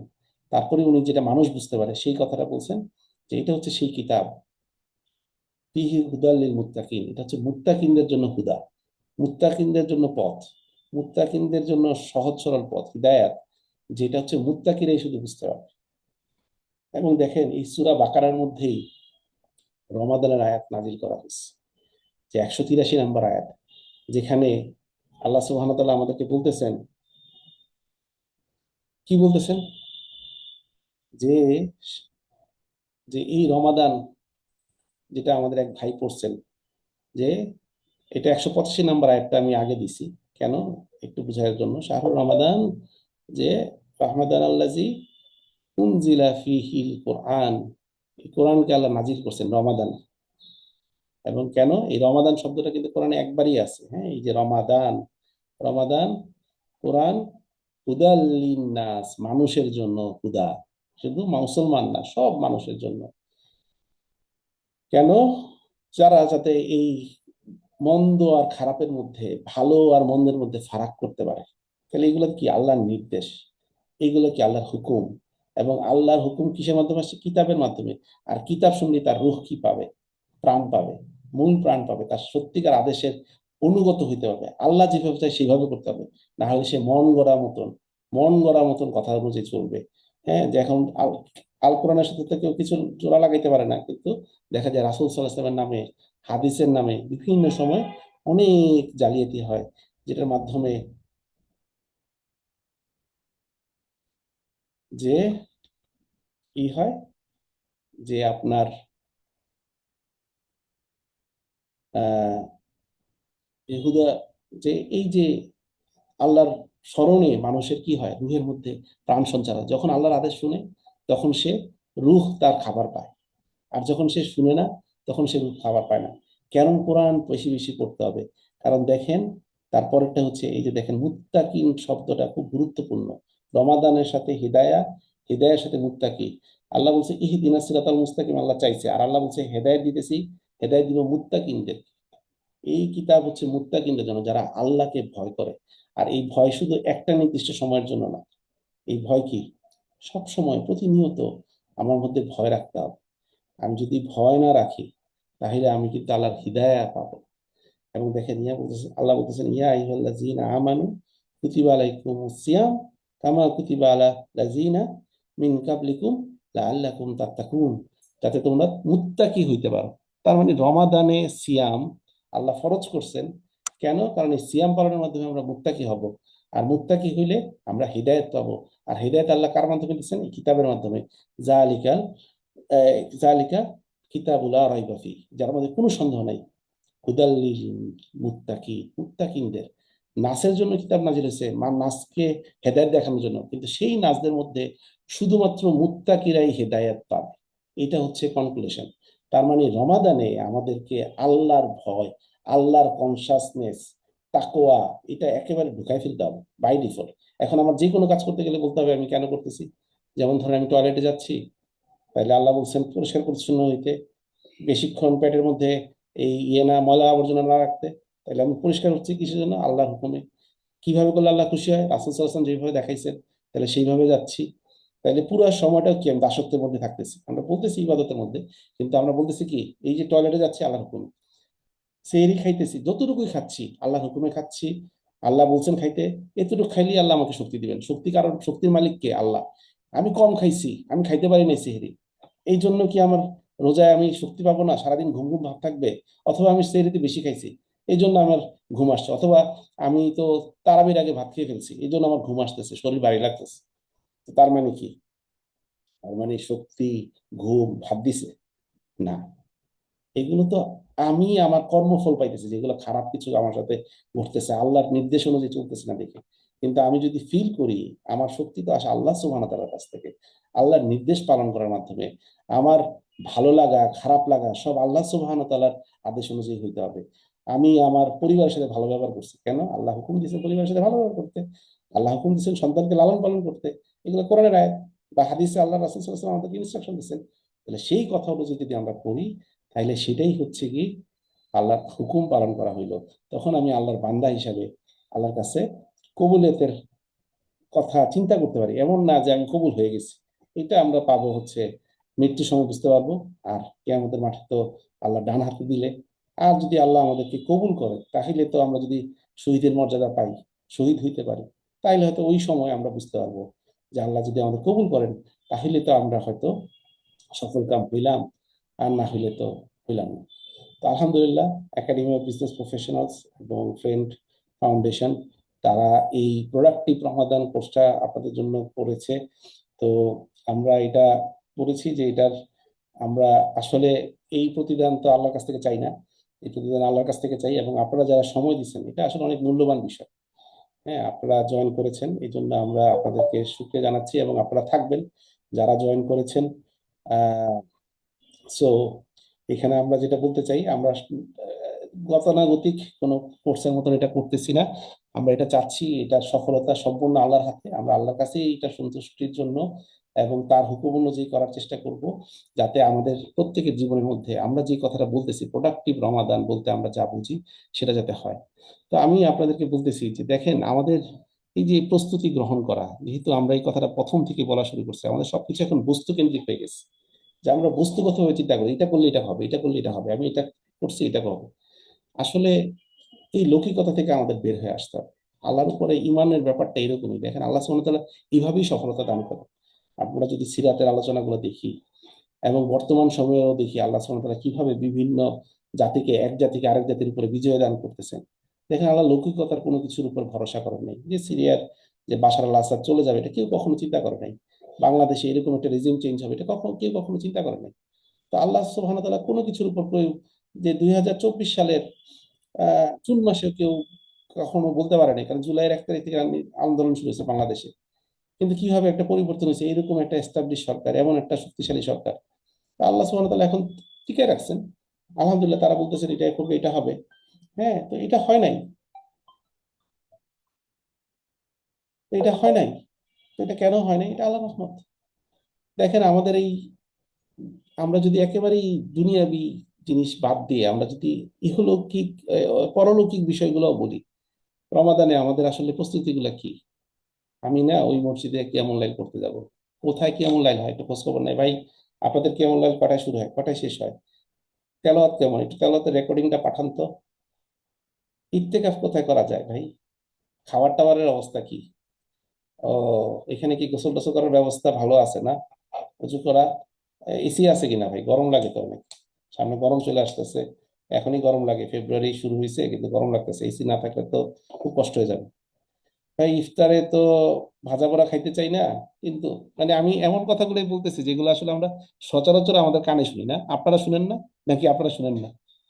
আপনারা বা আমরা, আমাদের অজান্তে হয়তো আমি নিজেও করছি, এরকম কথা বলি যে ইফতারে এটা লাগবে বা এটা খাইলে ভালো হয়, একটু বুট খাইলে ভালো হয়, শক্তি হবে, হ্যাঁ নামাজে একটু এনার্জি পাবো। এই যে খেজুর না হইলে কেমন হয়? খেজুর খাওয়া তো সুন্নাহ। হ্যাঁ, আমি এমন ভাইরও চিনি মাশাআল্লাহ, ইফতারে উনি ভাত খায় কেন? কারণ ওনার ফিলিংস হচ্ছে যে খেজুর হচ্ছে আরবদের জন্য, যে আরবদের ওইখানে মূল ফুড ছিল খেজুর, এই জন্য তারা খেজুর দিয়ে ইফতারি করতো। আমাদের মূল ফুড যেহেতু ভাত, তাহলে আমাদের ভাত দিয়ে খাবার খাওয়াই হচ্ছে সুন্নাহ। আমি বলতেছি না এটা কোনো ফতোয়া, হ্যাঁ আপনারা ভাত দিয়ে খেয়ে আবার সুন্নার নিয়ত করেন না, বাট এটা ওনার তাহকিক, এটা ওনার মতন উনি জ্ঞানী ব্যক্তি বা উনি করছেন। কিন্তু বাট এই যে বিষয়গুলো কি, এগুলো কি লোক দেখানো হয়ে যাচ্ছে কিনা, লোকে বলার জন্য হয়ে যাচ্ছে কিনা? সেহরি সেহরি নাইট হচ্ছে না? সেহরি নাইট বলে পার্টি হচ্ছে, বিভিন্ন কিছু হচ্ছে। সেহরি কি খাওয়া যায়? সেহরিতে যদি এটা না খাই তাহলে তো আমার সারাদিন ঘুম ঘুম লাগে। সেহরিতে যদি এটা না খাই এনার্জি পাবো না, দুধ না খেলে কেমন হবে? ঈদের প্রস্তুতি, ঈদের কেনাকাটা, দেখেন আমাদের প্রস্তুতিটা কি এই কেন্দ্রিক হয়ে যাচ্ছে কিনা? আমরা যারা ইমান আমলের উপরে থাকতে চাই তাদেরই এই অবস্থা। ফিতরা নিয়ে আমরা দেখা যায় শেষ 10 দিনে খুব টেনশনে পড়ে যাই। টাকা দিব না, ইয়ে দিব কোথায় দিব, হ্যাঁ চাল দিলে কোথায় দিব, টাকা দিলে কোথায় দিব, হ্যাঁ টাকাটা কালেক্ট করব কোথায় দিব। হ্যাঁ, এটা একটা বড় পেরেশানের বিষয় হয়ে যায়। তো দেখেন, আমরা ইনশাল্লাহ আমাদের ওয়ার্ক টাইম লাইনটা যদি একটু দেখি, খুব দ্রুত 9টা বেজে গেছে, আমরা চেষ্টা করবো 10টার মধ্যে শেষ করে দিতে, বা 10টা 15। আপনাদের এনার্জি আছে তো না? মানে আমরা মাত্র 1 ঘন্টা হইলো ক্লাসটা শুরু, 1 ঘন্টা হয় নাই, 45 মিনিট হয়েছে। জি তো ইনশাল্লাহ। জি ইনশাল্লাহ। আমরা আসলে বেশি রাত করতে চাই না, আমরা আসলে কিছু কাজকর্মে চলে যাব এখন তো। কিছু এই যেটা আমাদের স্পিরিচুয়াল এসেন্স অফ রমাদান, এটা নিয়ে কিছুটা আলাপ হলো, এগুলো আমরা জানি স্পিরিচুয়াল এসেন্স নিয়ে আসলে বছরের পর বছর আলাপ হয়। আমরা একটু অন্য দৃষ্টিকোণ থেকে একটু আলাপ করার চেষ্টা করলাম। টাইম ম্যানেজমেন্ট, প্রোডাক্টিভিটি, এখানেও আমরা স্পিরিচুয়াল বিষয়টা নিয়ে আসবো। আজকে আমরা 8টা 15 থেকে শুরু করার কথা, একটু পরে শুরু করছি। 10টা 15 বলা আছে, আমরা যদি শেষ হয়ে যায় আগেই শেষ করে দিব। আর যদি আপনাদের কোশ্চেন অ্যান্সার বা আরো কিছুর জন্য সময় লাগে, আমরা হয়তো চেষ্টা করবো 10টা 15 উপরে না যেতে, 10টার মধ্যেই শেষ করে দিতে। এবং হেলদি ফাস্টিং যেটা আগামীকাল ইনশাল্লাহ হবে। কালকের ক্লাসটা আমরা চাই এটা 8টা 15 না করে 8টা 30-এ করি, কালকে যেহেতু এশার জামাতের পরে শুরু করাটা একটু টাফ হয়ে যায় অনেক সময়। আর কালকে জামাত হতে একটু দেরিতে হতে পারে বা একটু লম্বা হবে, তো 8টা 30-এ আমরা করি, তাই না? আগামীকাল আমরা 8টা 30-এ শুরু করি এবং 10টার মধ্যে শেষ করার চেষ্টা করব। এবং ফাইনালি আমরা 9 তারিখ আমরা আসলে আপনাদেরকে বিভিন্ন অ্যাসাইনমেন্ট দিব। এই যে যেমন আজকে 2টা অ্যাসাইনমেন্ট থাকবে আলহামদুলিল্লাহ, কালকের মধ্যে এই 2টা অ্যাসাইনমেন্ট করবেন রিয়েল লাইফ রিলেটেড। হ্যাঁ, তো রিয়েল লাইফ রিলেটেড,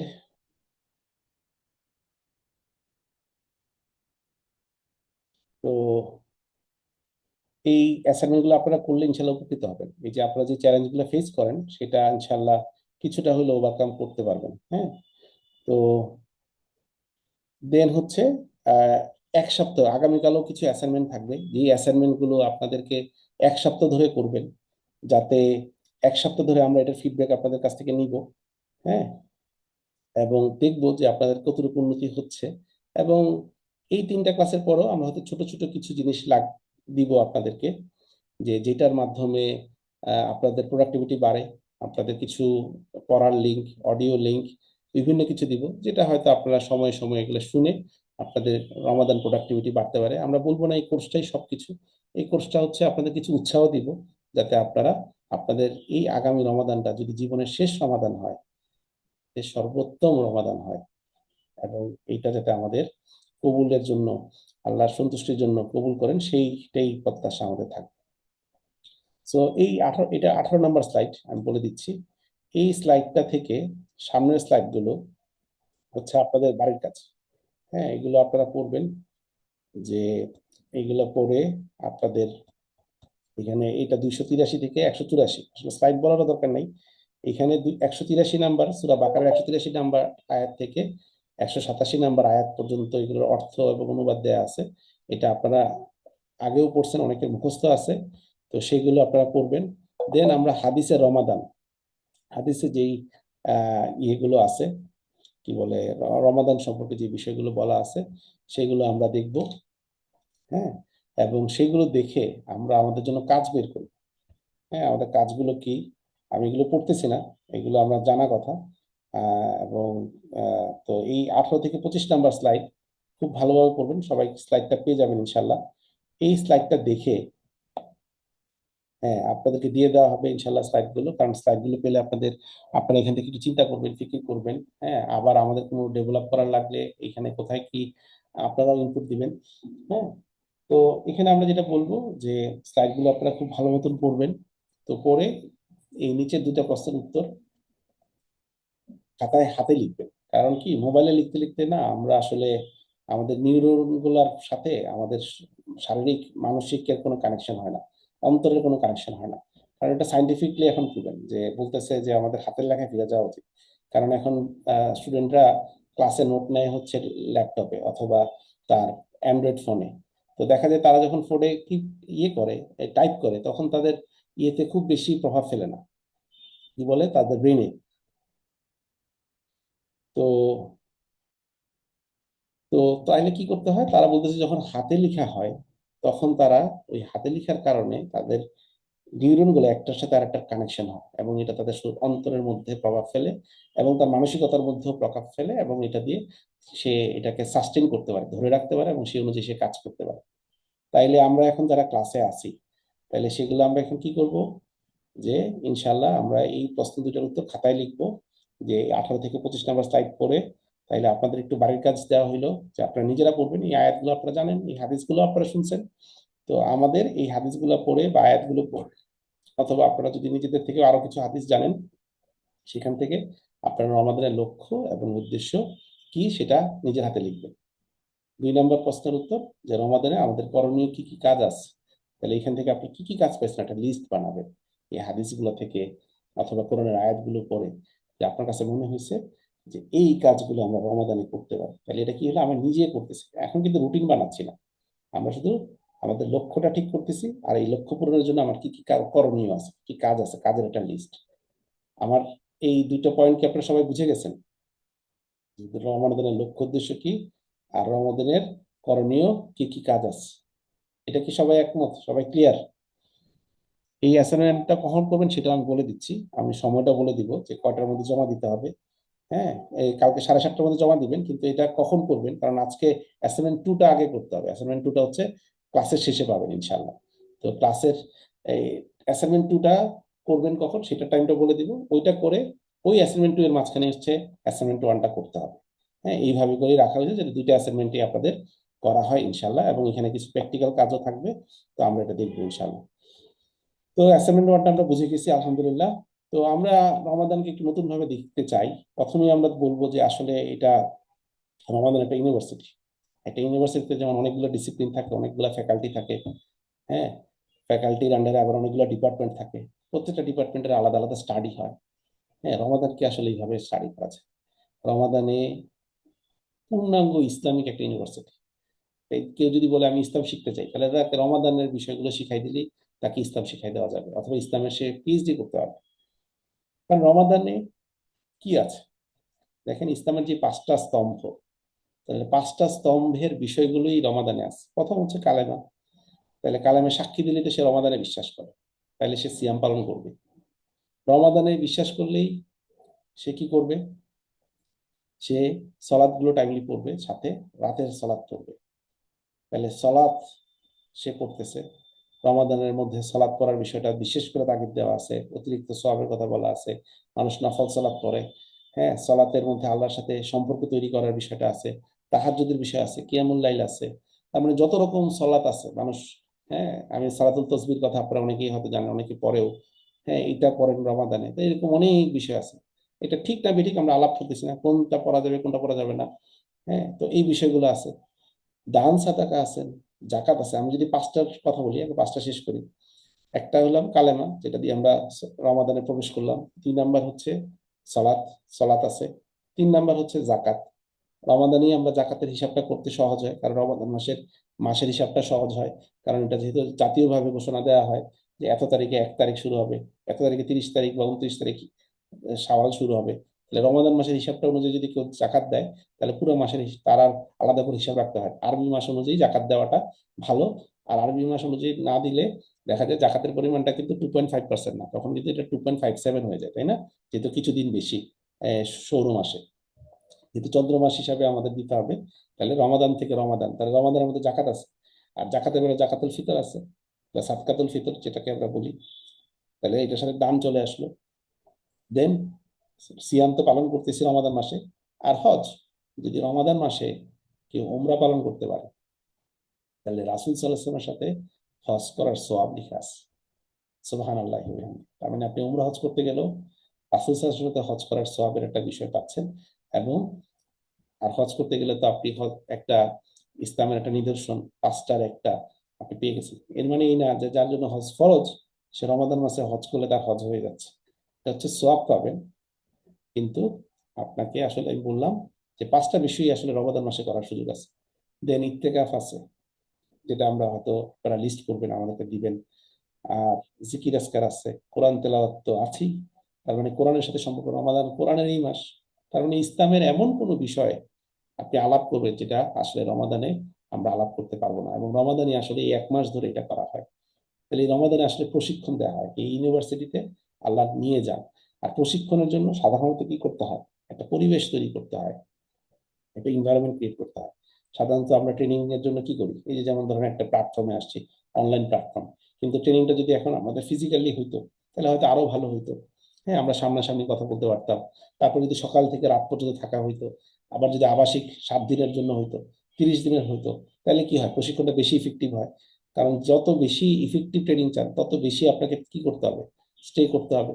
তো রমাদানটাও একটা সময় ধরে স্টে করে, তাই না? 30 দিন ধরে। তো প্রশিক্ষণটা 30 দিন হইতে হবে কেন? কারণ এটা যাতে আপনি লাইফস্টাইলের পার্ট করে নিয়ে আসতে পারেন, ইসলামটা যাতে আপনার লাইফস্টাইলের পার্ট হয়। আপনি যাতে তাকওয়া, তাকওয়া লাইফস্টাইলের একটা পার্ট। যে ওমর রাদিয়াল্লাহু জিজ্ঞেস করা হয়েছে যে তাকওয়া বলতে আপনি কি বুঝেন? হ্যাঁ, আব্দুল্লাহ ইবনে ওমর বলছেন যে তাকওয়া বলতে আমরা বুঝি যে কাঁটাযুক্ত একটা জায়গায় যদি আমরা যাই, তাহলে আমরা আমাদের আলখাল্লা কি করি বা জুব্বা এমন ভাবে তুলে হাঁটি, বা এমন ভাবে হাঁটি যে কাঁটা যাতে আমার জুব্বা লেগে না যায় বা আমার গায়ে না লেগে না যায়। কাঁটাযুক্ত বলতে যেভাবে দেখে দেখে কনসাসলি যাই। তার মানে আমাদের জীবন চলাটা কনসাসলি করা লাগবে। প্রতিটা সিদ্ধান্ত, প্রতিটা কথা, প্রতিটা কাজ আমাকে চিন্তা করতে হবে যে আমি কি প্রপার ওয়েতে করতেছি কিনা। এবং 30 দিন দেখতে দেখতেই চলে যায়।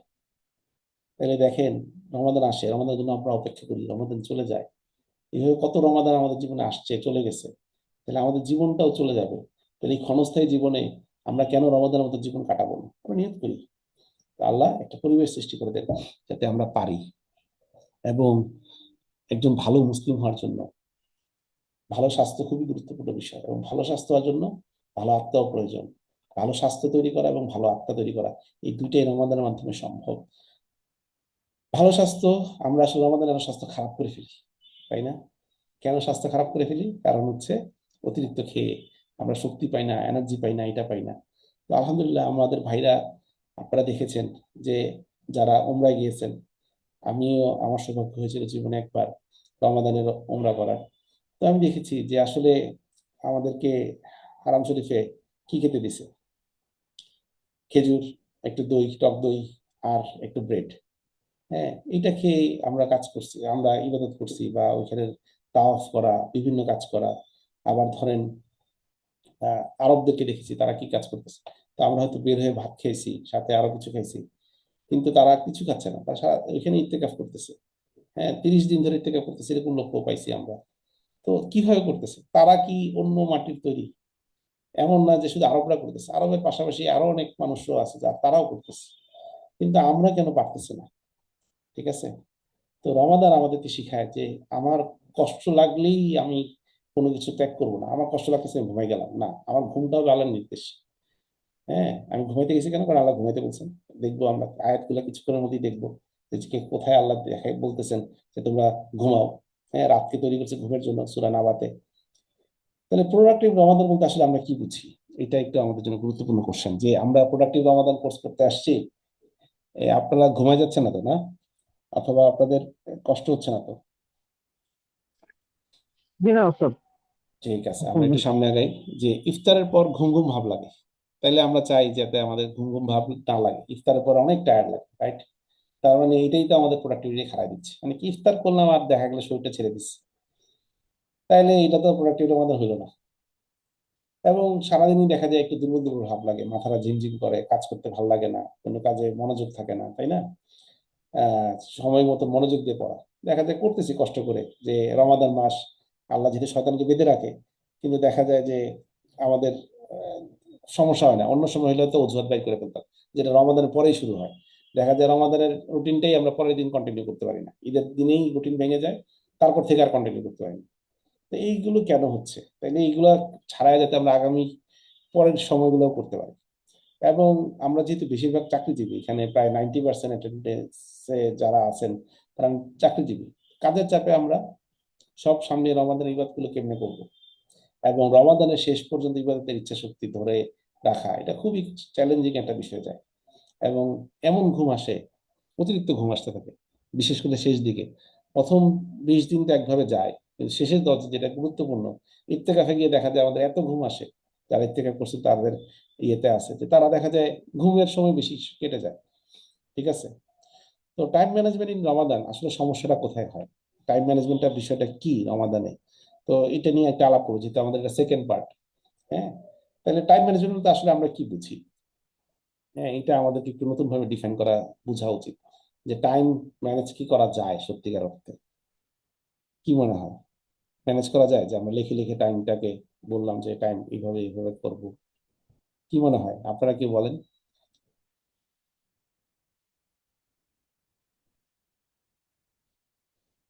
What is time management? আপনারা টাইম ম্যানেজমেন্ট কি বুঝেন? ভাইয়া, আসসালামু আলাইকুম। ওয়ালাইকুম আসসালাম। জি বলেন পুনরায় প্লিজ। জি নাজমুল ভাই আহ, বলেন প্লিজ।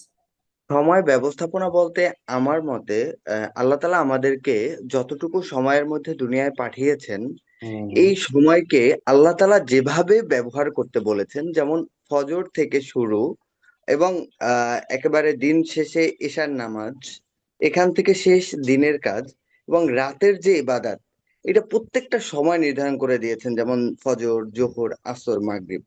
এগুলাকে ম্যানেজ করে টাইম টু টাইম যেই সময়ে ইবাদত বন্দিগি করা, যেমন তেমনি বিয়ের বয়স হলে বিয়ে করা, তারপরে মা হুম বাবার যে টাইমে বৃদ্ধ বয়সে মা বাবাকে খেদমত করা, এইটাই হচ্ছে একটা টাইম ম্যানেজমেন্ট। টোটাল হোল লাইফটাকে একটা হুম সিস্টেমের মধ্যে সময়ের কাজকে সময়ে করা। রাইট। তাইলে আমরা বুঝতেছি যে সময়ের কাজ সবাই করা, টাইম ম্যানেজ করা, কিন্তু আসলে আপনি যেটা বলতেছেন নিজের মতন করে একটা জিনিস সেট করা, যে আমি এই কাজটা এখন করব, কোন সময় কোনটা করব সেটা ঠিক করা, তাই না? আহ ম্যানেজমেন্ট করা যায়, অবশ্যই যেমন আপনি আমাকে বলছেন। একটা নির্দিষ্ট একটা পলিসি দিয়ে দেওয়া হয়েছে, যেটা আল কুরআন এবং হাদিস দ্বারা, হ্যাঁ, ইসলামিক শরিয়া তার মানে মোতাবেক। আসলে কি টাইমটা তো আসলে আমরা ধরে রাখতে পারি না, টাইমটা তো চলে না, যাচ্ছে, তাই না? এটা ধরে রাখা সম্ভব না। আসলে ইসলাম বা আপনি যেটা বলছেন সেটা আসলে, যেটা বলছেন সেটাকে যদি আমরা সহজ ভাষায় বলি, সেটা হচ্ছে সেলফ ম্যানেজমেন্ট, নিজেকে ম্যানেজ করা। যেমন টাস্ক ম্যানেজ করবো, তা টাস্কটা কে ম্যানেজ করবো? আমি তো করবো, তাই না? এই জি। কাজটা এই সময় করবো, তাহলে আমি নির্ধারণ করতেছি, এবং ওই নির্ধারিত সময়ে কাজটা কে করবে? আমি করব। তার মানে আসলে ম্যানেজমেন্টটা করতে হবে আমাকে। হ্যাঁ, ইন্নামা আমার আমালু চাইলে বিন্নিয়াত, নিয়তটা আমার থাকতে হবে এবং সেই অনুযায়ী আমাকে চেষ্টা করতে হবে। আমাকে চেষ্টা করতে হবে, রাইট? কাজটা করলে সেই অনুযায়ী আল্লাহ ফল দিবে, নিয়ত অনুযায়ী। কিন্তু জি, ম্যানেজটা করতেছি কাকে? নিজেকে। টাইম নিজেকে। তো না। আসলে এই না। টার্মিনোলজিটার মধ্যে একটু সমস্যা আছে। টাইম ম্যানেজ করা যায় না, করাতে হয় নিজেকে। তো আমরা এটাকে নিজেকে। বলতেছি সেলফ ম্যানেজমেন্ট, আর মুসলিমকে আসলে সেলফ ম্যানেজমেন্টই করতে হয়। আমাদেরকে সেলফ ডিসিপ্লিনের কথা বলা হয়, যে দেখেন আমাদের একজন মুসলিমের সেলফ ম্যানেজমেন্ট কি। আমাদের টাইম ম্যানেজমেন্ট হচ্ছে আমাদের নামাজের সাথে, রাইট? আমাদের ফজরের জন্য উঠতে হয়। তার মানে কি, আপনি ফজরে নিজেকে উঠাবেন, ঘুম থেকে উঠাতে কষ্ট হয় না, ঘুমাইতে ইচ্ছা করে, শরীর টায়ার্ড, সারাদিন অনেক কষ্ট করছি। হ্যাঁ, তার মানে কি আপনি ম্যানেজ করতেছেন যে না, আমি আল্লাহর দাস, আমাকে উঠতে হবে, এটা আল্লাহর হুকুম, আল্লাহর হুকুম পালন করা উঠতেছে। আপনার বস যদি বলতে কালকে সকাল 5টায় আমার সাথে দেখা করবা, তোমার ডিসিশন নিব আমি সারাদিনের, সারাদিন তুমি কি করবা, কি কার করবা, তুমি কয় টাকা ইনকাম করবা, সব ডিসিশন আমি নিব। আপনি দেখবেন ঠিকই আপনি 5টা না 4:50 উঠে বসে থাকবেন, কারণ 5টার বা যখন উঠলে 5টার সময় তার সামনে হাজির হওয়া যায় তখন উঠতে, রাইট? রাইট, রাইট, রাইট, হ্যাঁ, তাইলে আল্লাহ রাইট। বলতেছেন যে কেউ যদি ফজরের সালাত পড়ে তো সে আমার জিম্মায় থাকবে। হ্যাঁ, সে আমার জিম্মায় থাকবে, এটা তিরমিজির একটা হাদিস। হ্যাঁ, এটা তাহকিকে আমি দেখি নাই, বা এটা মিশকাতে আছে। কিন্তু বিষয়টা কি, যে একটা প্রবাদ আছে, যদি আমি হাদিসও না বলি, যে আরবদের একটা প্রবাদ আছে যে মুসলিম যদি সকালে ফজরের পর সালাত জামাতে পড়ে তাহলে আল্লাহ তার জিম্মায় নিয়ে নেয়। তো তখন প্রবাদটা হচ্ছে এরকম, যেদিন মুসলিম উম্মাহ ফজরের সালাত জামাতে পড়বে, দেখা যায় আল্লাহ পুরো মুসলিম উম্মাহর জিম্মা নিয়ে নিবে। বুঝতে পারছেন? তো বিষয়টা কি, বিষয়টা হচ্ছে ফজরের সালাতটা একটা মুসলিমের জন্য কত গুরুত্বপূর্ণ, যে আল্লাহ সুবহানাহু ওয়া তাআলা বলতেছেন যে তুমি যে আমার দাস। তাহলে এটাই হলো ফার্স্ট ইয়ে। তা আমি একজনকে চিনি, আমার ইয়ে, আমার কলিগ। তো সে বসের কণ্ঠ ওই মোবাইলে সেভ করে রাখছে অ্যালার্মে। তো অ্যালার্ম যখন হয় তখন সে তার নাম ধরে ডাকে, যে যেভাবে উনি ডাকে আর কি, ধরেন কথা কথা, যে ধরেন বলতেছি, এই রাজীব, হ্যাঁ, রাজবি, ধরেন একটা কলা আর কি। হ্যাঁ, তো এটা শুনলে আর ঘুম ভেঙে যায়। তো এটার মানে কি, তার মানে হচ্ছে যে দেখেন আমরা, এটা কোনো খারাপ কিছু না। তার মানে তা আল্লাহর স্মরণটার জন্য তিনি তার বসের কণ্ঠটা ইয়ে করে রাখছেন অ্যালার্মের মধ্যে, যেটা শুনলে তার আর ফজরের ঘুম থাকে না। বুঝতে পারছেন? তো এর একটা টেকনিক আর কি, আমি জাস্ট বললাম। তো দেখেন একজন সেলফ ম্যানেজমেন্ট অফ এ মুসলিম কি হবে, হবে যে সে তার সব কাজ সাজায় কিসের সাথে, ফজরের নামাজ, জোহরের সালাত, আসরের সালাত, এটা তো আমরা থিওরিটিক্যালি বলি। কিন্তু আমাদের সব কাজ আমি কেন করতেছি এটা আমরা জানি, কোন সময় কতটুকু কাজ করব সেটা আমরা জানি। তাহলে মুসলিম সেভাবেই তার সবকিছুকে তৈরি করবে, রাইট? তাইলে আমাদের রমাদানে আমাদের সেলফ ম্যানেজমেন্ট কেমন হবে? তাহলে আমাদের তো রমাদানে আরো এক্সট্রা করার ইচ্ছা থাকে কেন? আল্লাহ এক্সট্রা বেনিফিট দেন, শয়তানকে আটকায় রাখেন। তাইলে সেখানে আমাদের ম্যানেজ করাটা অনেক সহজ। তাহলে সেইটা আমরা কেমন ভাবে করবো সেটাই আমরা ইনশাল্লাহ শিখবো। সমস্যাটা কোথায় হয়, সমস্যাটা কেন হয়? আসলে মূলত আমি দেখছি যে আমরা কেন পারি না, আমরা যে ঘুম ঘুম লাগে, আমরা যে পারি না, হ্যাঁ, আমাদের এনার্জি থাকে না, তার কারণ হচ্ছে দুইটা। একটা যেটা আমাদের লাইফস্টাইলের সাথে জড়িত, একটা হচ্ছে আমাদের ফুড হ্যাবিট, আর একটা হচ্ছে আমাদের স্লিপ ম্যানেজমেন্ট। এই দুইটাতে আমরা খুব poor.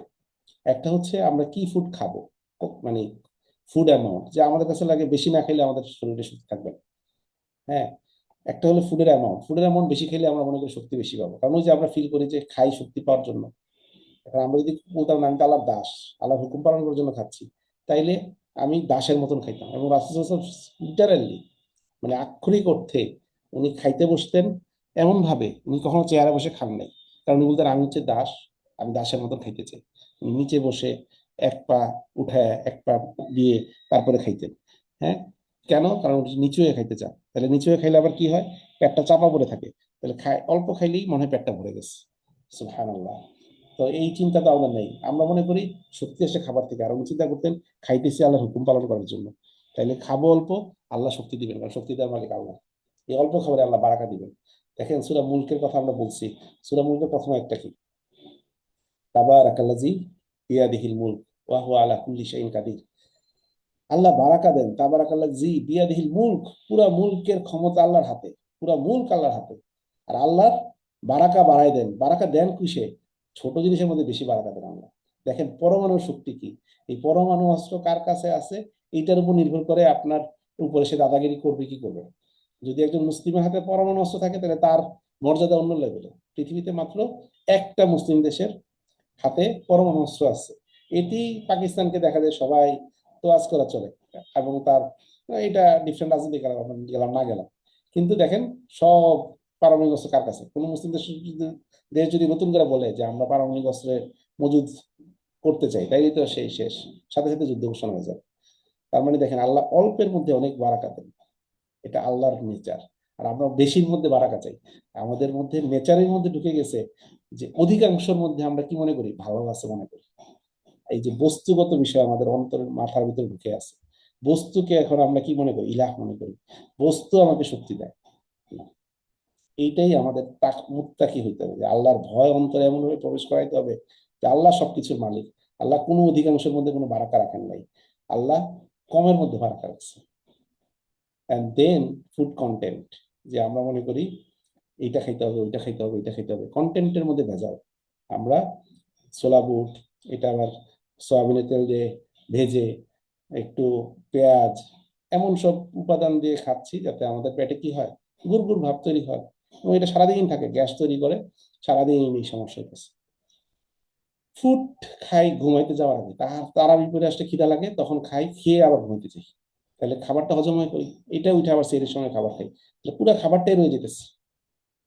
So mindset about food, এইটা আমাদেরকে পুরো কি করে দিচ্ছে, আমাদের পুরো টাইম ম্যানেজমেন্টটাকে পুরো ছারখার করে দিচ্ছে। আপনি খুব সুন্দর বানাইছেন, খুব সুন্দর থিওরি জানেন যে প্রোডাক্টিভিটি থিওরি সমান সমান এনার্জি, হ্যাঁ, প্লাস হচ্ছে আপনার এইটা প্লাস এইটা, কিন্তু আপনার এনার্জি কোথায়? কারণ আপনি তো ভুল করছেন ওই জায়গায়, আপনি ফুড কন্টেন্টটাই তো ঠিক হয়নি, ফুডের অ্যামাউন্টটা তো ঠিক হয় নাই, ফুডের টাইমিংটা তো ঠিক হয় নাই, এবং আপনি বলছেন এই টাইমে খেলে আমার এইটা হবে। খিদা থেকে পেটে ঘুমানো যাবে না, খিদা লেগে পেটে ঘুমান, দেখেন আপনার স্বাস্থ্য কেমন থাকে। আজকে অ্যাসাইনমেন্ট আছে ইনশাআল্লাহ, একটু ওয়েট করেন। দেন আওয়ার স্লিপ ম্যানেজমেন্ট, আমাদের স্লিপের টাইম ঠিক নাই। আমরা স্লিপ মনে করি একটা মনে করি হচ্ছে যে যে আমরা ঘুমাইতেই যাই হচ্ছে মোবাইল দেখতে দেখতে। তো মোবাইল দেখার ফলে স্বাভাবিকভাবে মোবাইলের যে এই রেডিয়েশন আছে আপনার চোখের মধ্যে যাওয়ার কারণে আপনার ঘুম আসতে চায় না, এবং মোবাইল রাখার পরেও দেখা যায় 0.5 ঘন্টা ঘুম হয়নি। এবং ঘুম আমাদের অনেকেরই কম, এখন ঘুম নাই বললেই চলে বেশিরভাগ লোকের। ঘুমার জন্য অনেক লোক আছেন এখানে যে ওষুধ খাইতে হয়, ঘুম নাই কেন? কারণ সারাদিন সে খুব কম পরিশ্রম করে। হ্যাঁ, এবং ঘুমের ডিউরেশন নিয়ে মিসকনসেপ্ট আছে যে 6 ঘন্টা 8 ঘন্টা ঘুমাইতে হবে। এই জন্য তাড়াতাড়ি সেহরির সময় উঠছে, সেহরি খেয়ে কত তাড়াতাড়ি সালাত করা যায়, এবং ফজরের সালাতটাই অন্য সময় দেরি করে হইলেও আজান দেওয়ার ঠিক 10 মিনিটের মধ্যে ফজরের সালাত হয় বর্তমানে এই রমাদানে। আর রমাদানে ফজরের সালাতটা পড়লেই কত তাড়াতাড়ি এসে আমরা বিছানায় ঘুমাবো, এবং ঘুম থেকে উঠতে উঠতে 9টা বেজে যায়। তাহলে দেখেন আমি রাতের সময়টায় হয়তো তাহাজ্জুদের জন্য একটু হলে উঠছি, কিন্তু ফজরের যেই বারাকা ছিল, রাসূল সাল্লাল্লাহু আলাইহি ওয়াসাল্লাম বলছে ফজরে আমার উম্মতের জন্য বারাকার দোয়া করছেন রাসূল সাল্লাল্লাহু আলাইহি ওয়াসাল্লাম, যে আল্লাহ আমার উম্মতকে ফজরে তুমি বারাকা দাও। আর রমাদান মাসে ফজরের বারাকা, এইটা কত পার্সেন্ট লোক আমরা নিতে পারি বলেন দেখি? আর রমাদান মাসে যদি ফজরের বারাকা আমরা কেউ না নেই, তাইলে আমরা রমাদানে প্রোডাক্টিভ করবো কিভাবে? আমার কথাটা কি এখানে যারা আছেন সবাই বুঝতে পারছেন? যে রমাদানে পুরুষরা মহিলারা কারা আমরা রমাদানে ফজরের বারাকা নিতে পারি, কত পার্সেন্ট নিতে পারি? একটু হাত তোলেন দেখি। মানে আল্লাহকে দেখানোর জন্যই যে হ্যাঁ আলহামদুলিল্লাহ এটা আমি পারি, তাহলে আমরা সবাই জানতে পারবো যে হ্যাঁ আপনি কিভাবে করছেন বলেন। মাশাআল্লাহ মাশাআল্লাহ, দুইজন উঠাইছেন, একটু ভাই আপনারা শেয়ার করেন যে কিভাবে আপনারা রমাদানে এইরকম পারেন। এটা তো কঠিন কাজ, এই যে আপনি করবেন, এটা শেয়ার করার কারণে কি হবে? আপনার সওয়াব হবে ইনশাআল্লাহ, সাদকা জারিয়া হবে। আপনাকে আমরা চিনি না, ও পারি না, নাজমুল ভাই বলছেন। জি, আবু আবু জিবরিল ভাই আপনি বলেন, দীপু ভাই আপনি কিভাবে ফজরের বারাকাটা নেন সেই রমাদান মাসে, আমাদেরকে একটু বলেন। আমিও আসসালামু বলবো, আলাইকুম রহমতুল্লাহ। কিন্তু আপনার থেকে আমি হয়তো নতুন শুধু কিছু শিখতে পারি। জি, শুধু রমাদান না, এটা সব আমার সময় হচ্ছে একটা পার্সোনাল অভ্যাস। একটা ইয়ে থাকে, স্ক্যাজুয়াল থাকে, যে আলহামদুলিল্লাহ ফজরের সালাতের পরে আমার প্রতিদিনের টার্গেট থাকে যে 3 থেকে 4টা আয়াত মুখস্থ করা। তা আমি অনেকদিন মাশাআল্লাহ এই মাশাআল্লাহ, ফাইটটা করতেছি কোরআনের সাথে, আলহামদুলিল্লাহ এবং আলহামদুলিল্লাহ। কোরআনের সাথে মিনিমাম না, নিজের হচ্ছে, সাথে।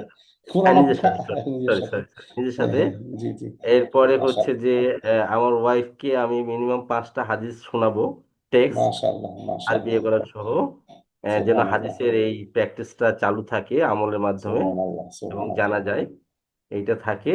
আর আরেকটা থাকে যে ব্যক্তিগত নসিহা থাকে একে অন্যের প্রতি, তাতে চমৎকার, ফ্যামিলি বন্ডিংটা খুব স্ট্রং হয়। তো আল্লাহু আমরা আকবার। ইউজুয়ালি সকালে ঘুমাই না, না ঘুমানোর কারণে আমরা আসলে একটু আর্লি কাজ করতে পারি এবং প্রচুর সময় আমাদের থাকে আর কি। অনেক তো বারাকা থাকে, অনেক বারাকা, এটা আসলে মানে আমি আপনি বুঝতেছেন, আমরা আসলে কেউ বুঝতেছি না যারা এই বারাকাটা আমরা দেখি না। মাঝে মাঝে দেখি যে দেখা যায় শিক্ষা সফরের জন্য আমরা সকালবেলায় ফজরের পরে আর ঘুমাই নাই, সারাদিন অনেক কিছু হয়েছে, আবার দেখা যায় মাগরিবের আগে আমরা ব্যাক করে ফেলছি। তো ফজরের বারাকা আসলে ডিফারেন্ট, এটা আসলে যারা এক্সপিরিয়েন্স না যেমন উনি ফ্যামিলি লাইফের কথা বললো, ওনার ফ্যামিলি লাইফে অনেক বারাকা আছে, শুধু এই ফজরের কল্যাণে দেখা যায় ওনার বন্ডিং, অনেক কিছু অন্যরকম। তো স্লিপ টাইম এবং মিসকনসেপ্ট অফ স্লিপ ডিউরেশন, যে আপনি মনে করতেছেন যে আমি মনে হয় সকালে ঘুম থেকে জেগে থাকলে আমার মনে হয় সারাদিন ভালো যাবে না। হ্যাঁ, তো এটা কিভাবে হবে?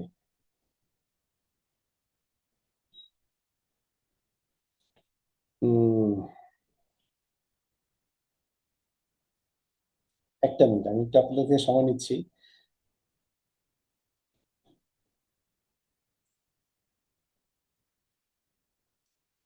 তো সেটা কি, সেটা হচ্ছে আমাদেরকে আসলে মিসকনসেপ্ট স্লিপ ডিউরেশন, এটা আমাদেরকে ভাঙতে হবে। যে আমরা মনে করি 3-4 ঘন্টা ঘুম আমাদের জন্য যথেষ্ট না। তা আমি কিছুক্ষণ পরে আপনাদের ডাটা দিয়ে দেখাবো, হ্যাঁ, 3-4 ঘন্টা ঘুম যে আমাদের জন্য যথেষ্ট। হ্যাঁ, তো এইটা আমরা, তো সেটা আমরা একটু দেখি ইনশাল্লাহ। আমাদের লাইফস্টাইলের মধ্যে একটা সমস্যা আছে। সমস্যাটা কি? লাইফস্টাইলের মধ্যে সমস্যাটা হচ্ছে এই যে আমরা সারাদিন পরিশ্রম করি না, অফিসে গেলে বসে থাকি, তাই না? আচ্ছা, একজন ভাই বলছেন আমার ওয়াইফ নাই, এই জন্য প্ল্যান ভালো হচ্ছে না। হ্যাঁ, তাইলে সকালের পরে এই বারাকার সময় আপনি দোয়া করতে থাকবেন, আল্লাহ ওয়াইফ দেন, দেখবেন ঘুমও আসবে না, দোয়াটাও হবে, এবং খুব দ্রুত ইনশাল্লাহ ওয়াইফের ব্যবস্থা আল্লাহ করে দিবেন। আমরা সবাই দোয়া করতেছি ইনশাল্লাহ। আশা করি ওনার এই সমস্যা চলে যাবে। ঠিক আছে, যে ওই সময় করলে। তা আমরা এখন একটা কাজ করব, সেটা হচ্ছে আমরা 15 সেকেন্ড টাইম, আমরা টাইমের ব্যাপারে আমাদের কনসেপ্ট কি ক্লিয়ার কিনা সেটা দেখি।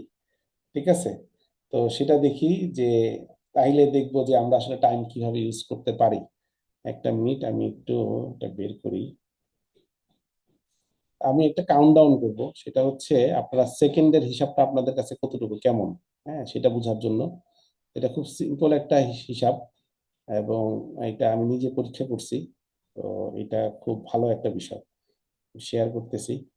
তো আমি সবাইকে বলবো যে এখন মনে মনে যে আপনার চোখ বন্ধ করবেন। হ্যাঁ, আমার এখানে একটা টাইমার থাকবে, 15 সেকেন্ডের টাইমার। চোখ বন্ধ করে আপনারা চোখ মানে 15 সেকেন্ড পরে চোখ খুলবেন, খুলে দেখবেন যে আসলে টাইমারটা চলতেছে কিনা, বা আপনি কি আগে খুলছেন না পরে খুলছেন এটা দেখবেন।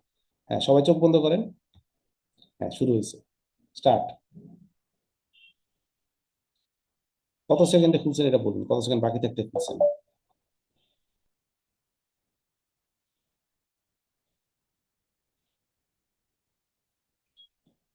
হ্যাঁ, এই আওয়াজটা হওয়া মানে হচ্ছে যে বা এই যে শেষ হয়ে গেছে। এবার চোখ খুলেন, যারা খুলেন নাই তারা খুলেন, যে 15 সেকেন্ড কিন্তু আগেই শেষ হয়েছে। আচ্ছা, এখন আমার কোশ্চেন, আপনারা কি 15 সেকেন্ডের আগে চোখ খুলছেন না 15 সেকেন্ড পরে চোখ খুলছেন, এটা লেখেন। আগে হলে আগে লেখেন, পরে হলে পরে খুলেন, পরে লেখেন। না 2 সেকেন্ড আগে? আচ্ছা, পরে পরে সবাই পরে খুলছেন। 6 সেকেন্ড আগে খুলছেন, পরে আমি দেখছেন। ডাইরেক্ট 0.0 সেকেন্ড ওই টাইমটায় খুলছি ভাইয়া। হ্যাঁ, কারণ হ্যাঁ। ছিল আমি 1 থেকে 15 পর্যন্ত গুনছি। ও আচ্ছা আচ্ছা, এক্স্যাক্টলি 0-0 সময় খুলছেন। ওকে, ঠিক আছে, তার মানে এটা আগে হইতে পারে। আচ্ছা, পরে হওয়ার সম্ভাবনা বেশি, কারণ হচ্ছে 0-0 হওয়ার পরে এটা বন্ধ হয়ে গেছে, বা ও 0-0 যখন ছিল এটা 15 সেকেন্ড রান হয়েছে। ওকে, থ্যাংক ইউ ভেরি মাচ। তো এইটার একটা মূল বিষয় ছিল আসলে আগে পরে হওয়া বিষয় না। আপনাকে এখন এই সেই 15 সেকেন্ড আমি কাজে লাগাইতে বলবো, সেটা হচ্ছে আপনারা এখন 3বার সূরা ইখলাস পড়বেন। বিসমিল্লাহির রহমানির রহিম, কুল হুয়াল্লাহু আহাদ, আল্লাহুস সামাদ, লাম ইয়ালিদ ওয়া লাম ইউলাদ ওয়া লাম ইয়াকুল লাহু কুফুয়ান আহাদ। এটা 3বার পড়বেন চোখ বন্ধ করে, করে আবার চোখটা খুলবেন, দেখি কত সেকেন্ড হয়। ঠিক আছে, রেডি, স্টার্ট। বিসমিল্লাহ।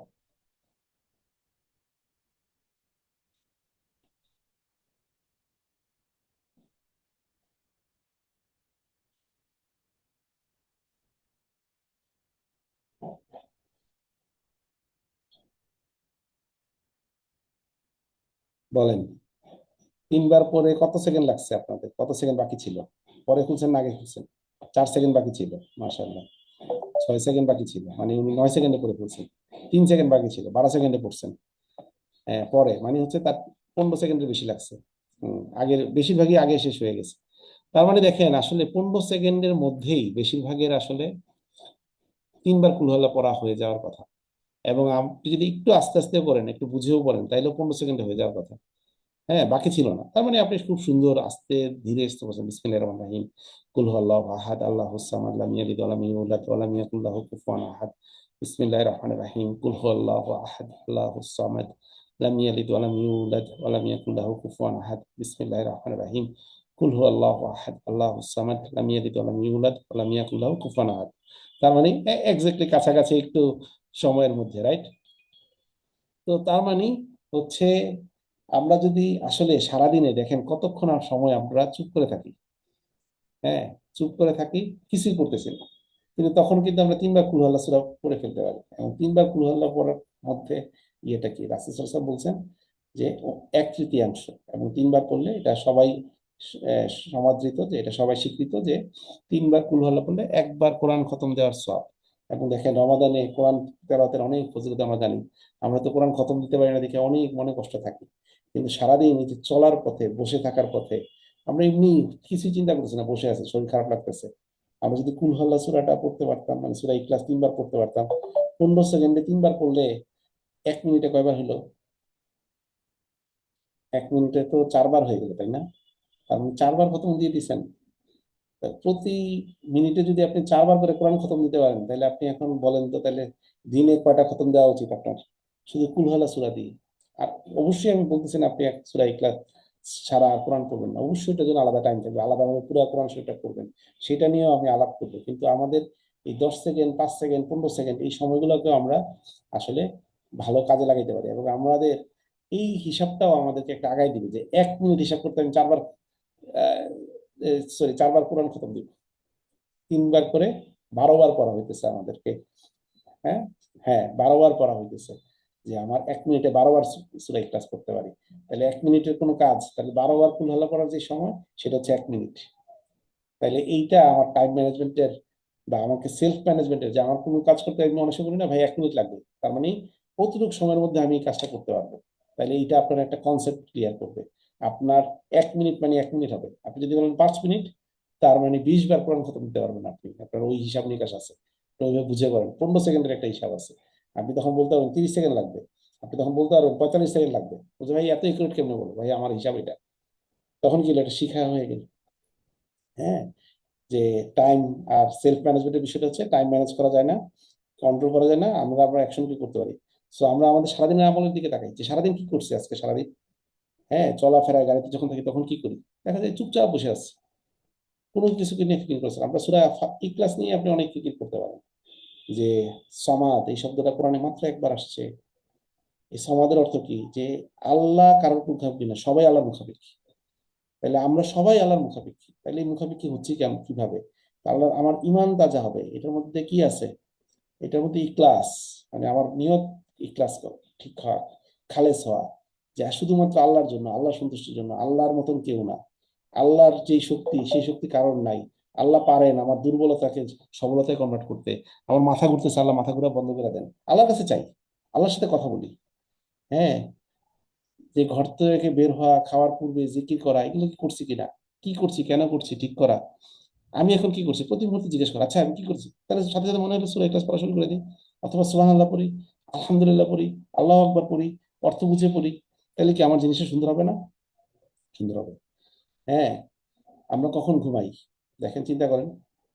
হ্যাঁ, আগে যখন গ্রামে ইলেকট্রিসিটি ছিল না, তখন মানুষ কখন ঘুমাইতো? এখনো যেসব জায়গায় ইলেকট্রিসিটি নেই, মানুষ কখন ঘুমায় খবর নিয়ে দেখেন, 7টা 8টার পরে সে জায়গা থাকতে পারে না।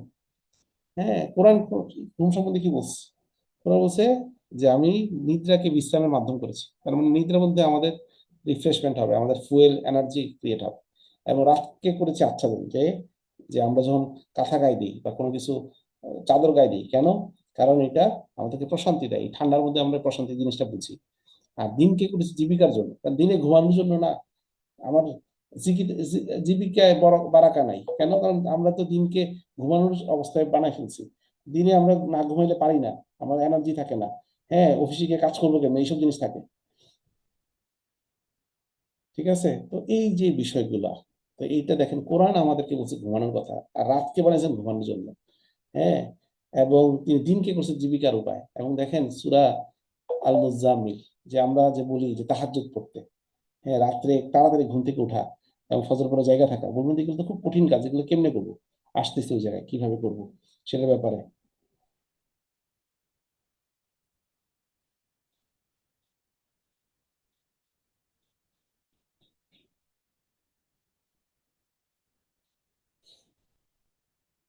একটা মিনিট, যে কি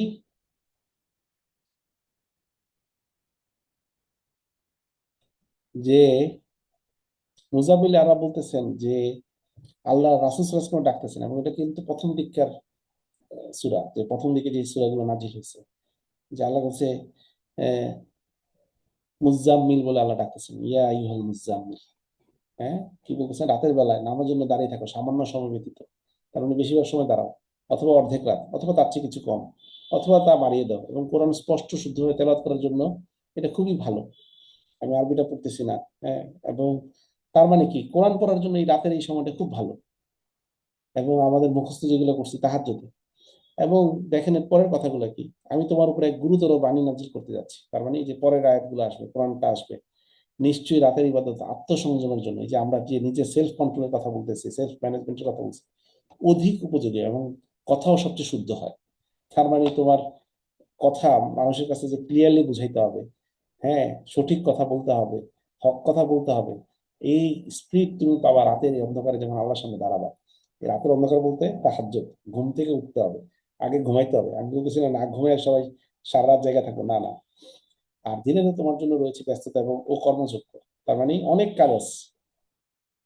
আরবি ব্যাকরণগত ভাবে বললে এটা আরো অনেক ডিটেলস বলা যাবে, কিন্তু আমরা ওই জায়গায় যাচ্ছি না, আমরা যা শুধু সরল বাংলা অনুবাদটাই ধরি।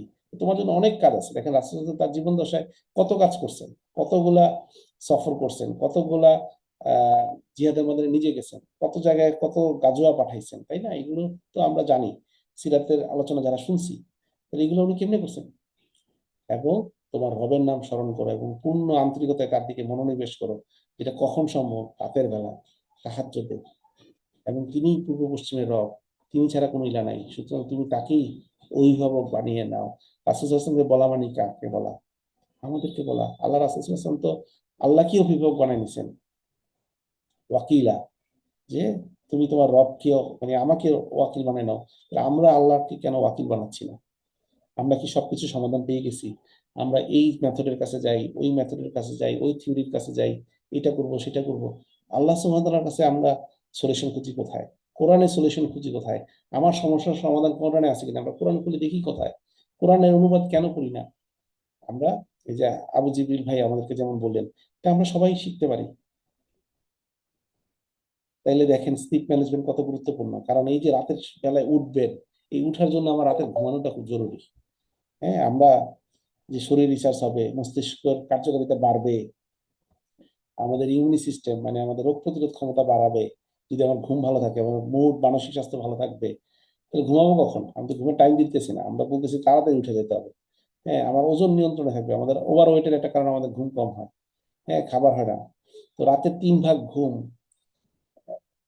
কি আমরা 3 ভাগ কি বলতেছি, 3 ভাগ ঘুম। রাতটাকে 3 ভাগ করা যায়।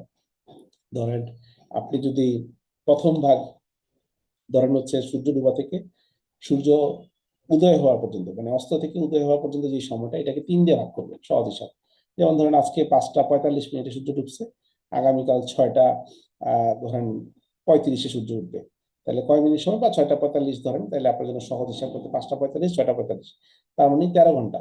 13 ঘন্টাটা 3 দিয়ে ভাগ করেন, 4 4 4। তাহলে রাতের শেষ ভাগ হচ্ছে যে সময় আল্লাহ সুবহানাহু ওয়া তাআলা নিজে প্রথম আসমানে এসে বলে, বান্দা তোমার কি দরকার। তাহলে প্রথম 2 ভাগ হচ্ছে ঘুমের জন্য। প্রথম 2 ভাগের মধ্যে 1 ভাগ যদি আপনি না ঘুমান, মানে কাজ করেন, খাওয়া দাওয়া করেন, দেন আসর এই মাগরিব বা এশা পড়লেন, পড়ে দেন আপনি জিকির আজকার করে দেন ঘুমালেন, এবং এশার আগে আপনি খাবারটা শেষ করবেন, এটাই সুন্নাহ। ওমর রাদিয়াল্লাহু আনহু খাবার শেষ করে এশা পড়তেন। তাহলে কি, তাহলে প্রথম ভাগ আপনি ধরেন সকাল রাত 8টা থেকে 12টা, তাই না? এইখানে রাত 8টা বলা হচ্ছে, কিন্তু আসলে এটা না, এটা একটু আরেকটু আগে থেকে হবে, ধরেন 7টা থেকে হবে বা 6:30 থেকে হবে। তাহলে এই সময়টায় ঘুমটা খুব রাতের গভীর হয়। হ্যাঁ, প্রথম ভাগ বলতে মানে ঘুমের সময়টা বোঝানো হয়েছে। আর রাতের মাঝামাঝি সময় 12টা থেকে 3টা, হ্যাঁ, এই সময়টায় REM রেপিড আই মুভমেন্ট স্লিপে থাকে। আর শেষ ভাগটা হচ্ছে ভোরের বেলায়, যখন সূর্য উঠতে থাকে, তখন আমাদের ঘুমটা ভালো হয় না। হ্যাঁ, এই সময়টাই আমরা স্বপ্ন দেখি এবং স্বপ্ন দেখে ঘুম ভেঙে যায়। ঠিক আছে, এই জন্য অনেকে বলে ফজরের আগে দেখছো না ফজরের পরে দেখছো, বা আমরা নিজেরা বলি যে ফজরের আগে স্বপ্নটা দেখছি। ঠিক আছে, তাহলে 3টা ভাগ, 3টা ভাগে ঘুমের দেখলাম, এবং ঘুমের একটা চক্র আছে। এই যে আমরা বললাম ডিপ স্লিপ, হ্যাঁ, তারপর রিকভারি স্লিপ, তারপর হচ্ছে রেপিড আই মুভমেন্ট স্লিপ। এই ঘুম, এই 3টা একটা সাইকেল, 4টা একটা সাইকেল। তো আমরা দেখি 4টা সাইকেল ঘুরে আসতে হয়। একটা মানুষ যে ঘুমায়, এই ঘুমের ডিউরেশনের উপর আসলে তার ঘুম ভালো খারাপ হয় না। সে ওই ঘুমের মধ্যে এই সাইকেলটা কয়বার অতিক্রম করছে তার উপরে নির্ভর করে সে তার ঘুমটা ভালো হয়েছে কিনা। সাধারণত এক একটা সাইকেল 90 মিনিটের একটা স্টেজ, 90 থেকে 110 মিনিট, মানে 1.5 ঘন্টা। তো এর মধ্যে যদি এই সাইকেলটা 3 থেকে 4 বার বা 6 বার পর্যন্ত ঘুরে আসে, তার মানে ঘুমটা ভালো হয়েছে। এখন সাইকেলটা অনেকবার আপ ডাউন করতে পারে, হ্যাঁ, যে তার 4টি স্তর, যে নন রেপিড আই মুভমেন্ট, এটার আবার 3টা ধাপ। সেটা হচ্ছে হালকা ঘুম, মানে হচ্ছে একেবারে শ্যালো, এটা 5 মিনিট, প্রথম 5 মিনিট ঘুমের আগে, হ্যাঁ, যখন যখন ঘুম আসা শুরু করে শরীর আস্তে আস্তে ঠান্ডা হতে থাকে। আচ্ছা, ভালো কথা, ঘুমের সাথে কিন্তু খাবারের খুব ভালো সম্পর্ক আছে, এটা একটু পরে আলাপ করবো না, মনে ভুলে গেলে আপনারা মনে করাই দিবেন। গভীরতর ঘুম, হালকা ঘুম, যেটা ইনশাল্লাহ আপনার 10 থেকে 20-25 মিনিট হার্টবিট থাকে, শ্বাস প্রশ্বাস ধীরে ধীরে হয়ে যায়, মানে এটা ডিপ স্লিপের দিকে যাচ্ছে, শরীর তাপমাত্রা কমতে থাকে। হ্যাঁ, এটা ঘুমের প্রায় 50% টাইম। আর একটা হচ্ছে গভীর ঘুম, স্লো ওয়েভ স্লিপ, এটা ডিপ স্লিপ না, এটা একটু স্লো ওয়েভ। হ্যাঁ, এই সময়টা শরীর রিপেয়ার হয়, শরীরের বেশি ইয়ে হয়। আর লাস্টেরটা হচ্ছে আরইএম, রেপিড আই ঘুম, যেটা সাধারণত ঘুম শুরু হয় 90 মিনিট পরে আসে, স্বপ্ন দেখার পর্যায়ে সক্রিয় থাকে, আবার আস্তে আস্তে আবার পিছনে ফিরে যায়। তো এরকম চক্র আকারে ঘুরতে থাকে।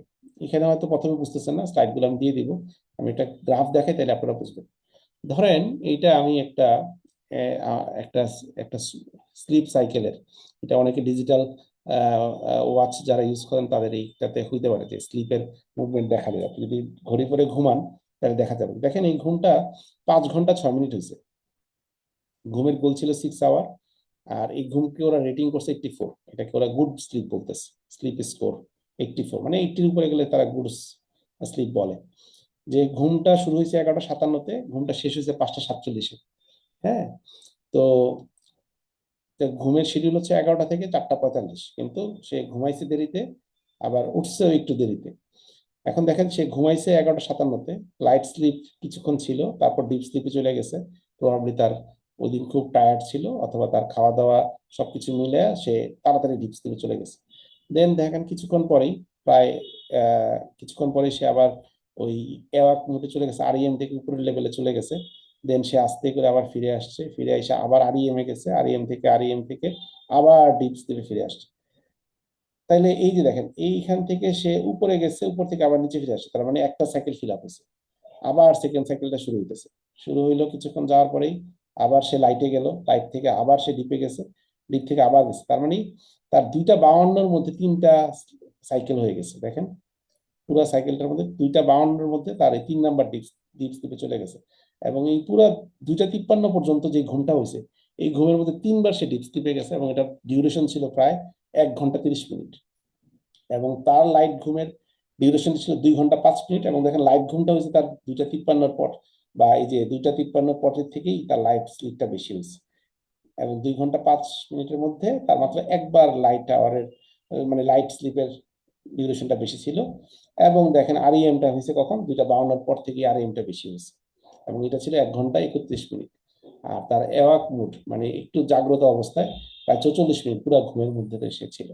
এখন সেকেন্ড আরেকটা অপশন দেখি, এটা কি বুঝতেছেন সবাই, মানে বা যারা এখন আছেন? পরের ঘুমটা হচ্ছে 5 ঘন্টা 39 মিনিট, কিন্তু সে এটা ঘুমাইছে কখন দেখেন, 10টা 49 মিনিটে, মানে সে আগে ঘুমাইছে, এবং উঠছে কয়টায়, 5টা 16 মিনিটে। তার মানে ঘুমটা তার অনেক বেশি হয়েছে। এবং দেখেন এখানে তার কি হইতেছে, 10টা 49-এ সে ডিপ স্লিপে গেছে, দেন সে 1টার দিকে প্রবাবলি আবার ডিপ স্লিপে গেছে, এবং 2টা 3-এর পরে সে প্রবাবলি 3:30টার দিকে আরেকটা ডিপ স্লিপে গেছে। তো 3টা সাইকেল হয়েছে, এবং এটাকে তারা খুব গুড স্লিপ বলতেছে, 85, মানে স্কোরটা কাছাকাছি, কিন্তু ঘুমটা আগে হয়েছে। এবং দেখেন তার ডিউরেশন হচ্ছে 1 ঘন্টা 17 মিনিট ডিপ স্লিপ, এবং লাইট মোডে ছিল 3 ঘন্টা 7 মিনিট, এবং সে অ্যাওয়াকেন মোডে বা আরইএম মোডে ছিল 1 ঘন্টা 14 মিনিট। তাহলে দেখেন আমরা বুঝতে পারতেছি যে যে ঘুমটা যত আগে হবে সাইকেলটা তত ফাস্ট শুরু হবে। এবং দেখেন 2টা থেকে 3টার মধ্যে কিন্তু সাইকেল গুলো বেশি হচ্ছে, মানে ডিপ স্লিপে বেশি যাচ্ছে, কিন্তু 3টা বা 4টার পরে কিন্তু ডিপ স্লিপে যাওয়ার সম্ভাবনাটা খুব কমে যায়।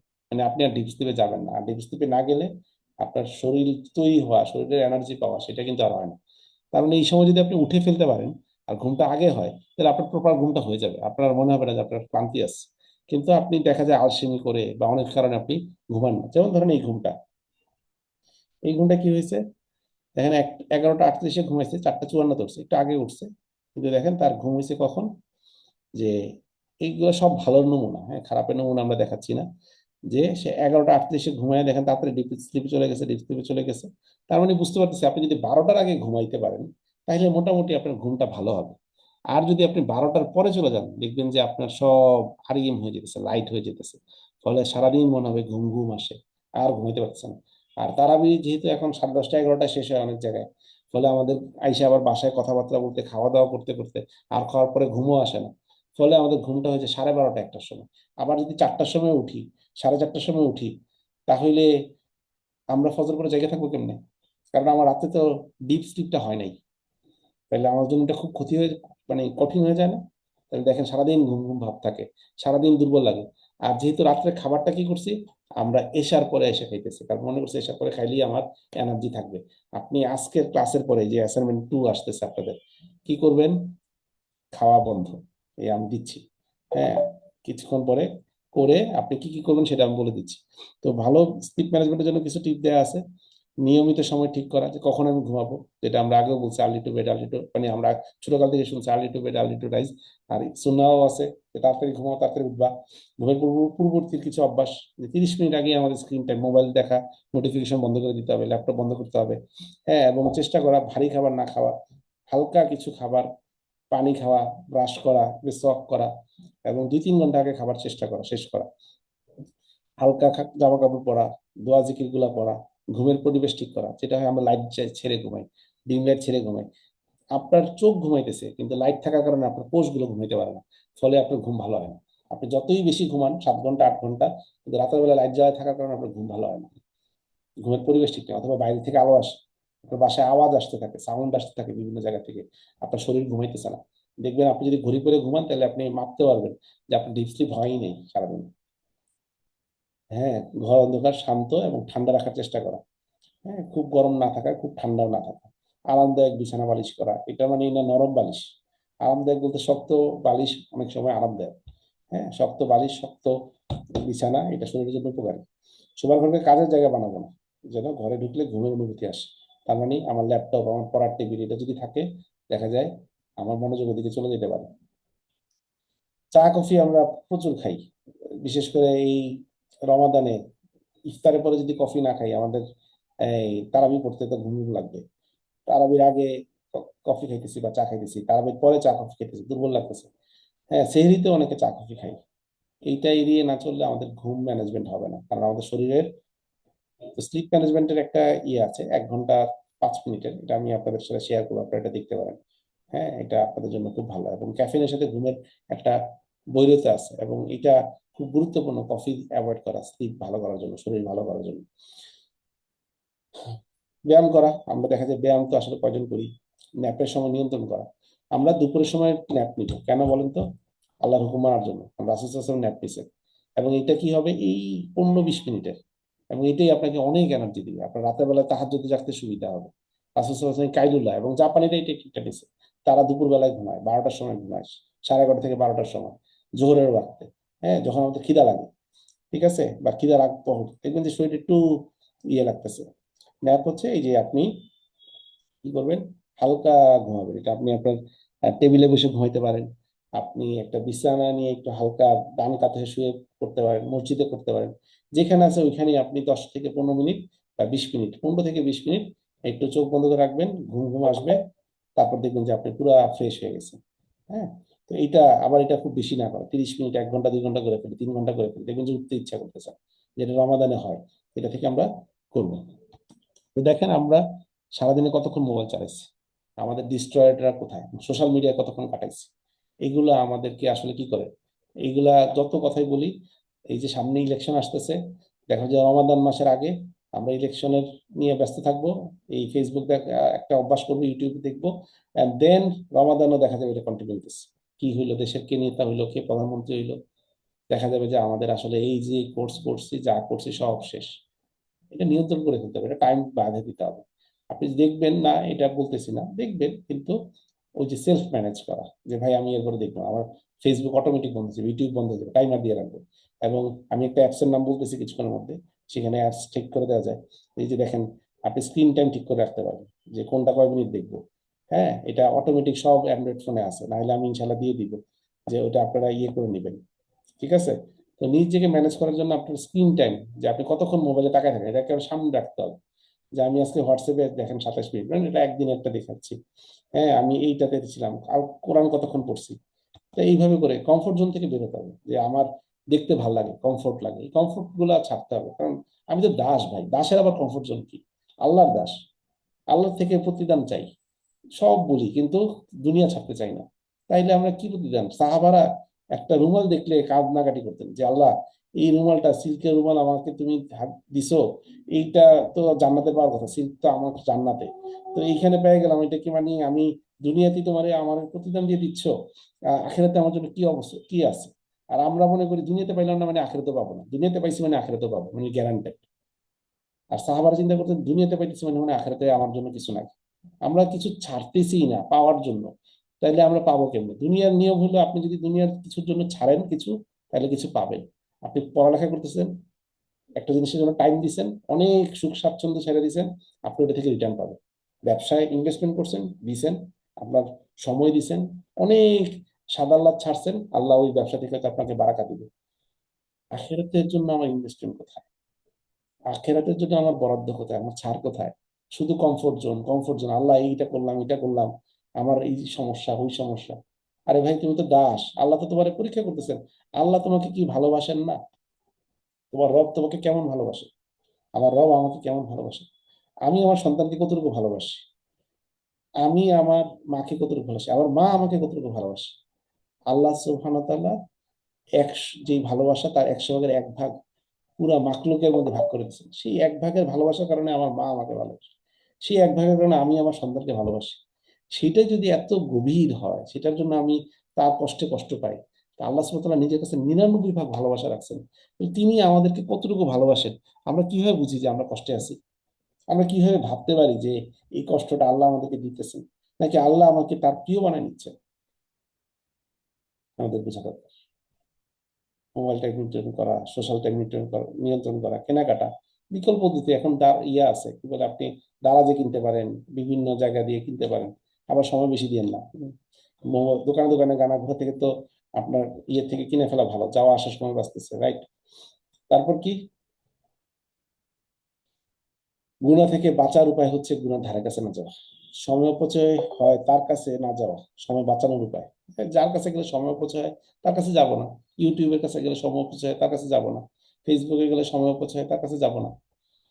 এবং এই যে এই অ্যাপসটার নাম একটু সবাই মনে রাখেন, মিনিমালিস্ট ফোন অ্যাপ। এটা সার্চ করলে আপনি অ্যাপেল স্টোরে এটা ডাউনলোড করে নিতে পারবেন, তাহলে আপনার স্ক্রিনটাই পুরো ব্ল্যাক হয়ে যাবে, কালারফুল কিছু দেখবেন না, এবং সেটা টাইপ করে আনতে হবে। এটা খুবই মজার একটা অ্যাপস, মানে এটা দেখলে আপনি দেখবেন আপনার ফোন টাইম অনেক কমে গেছে।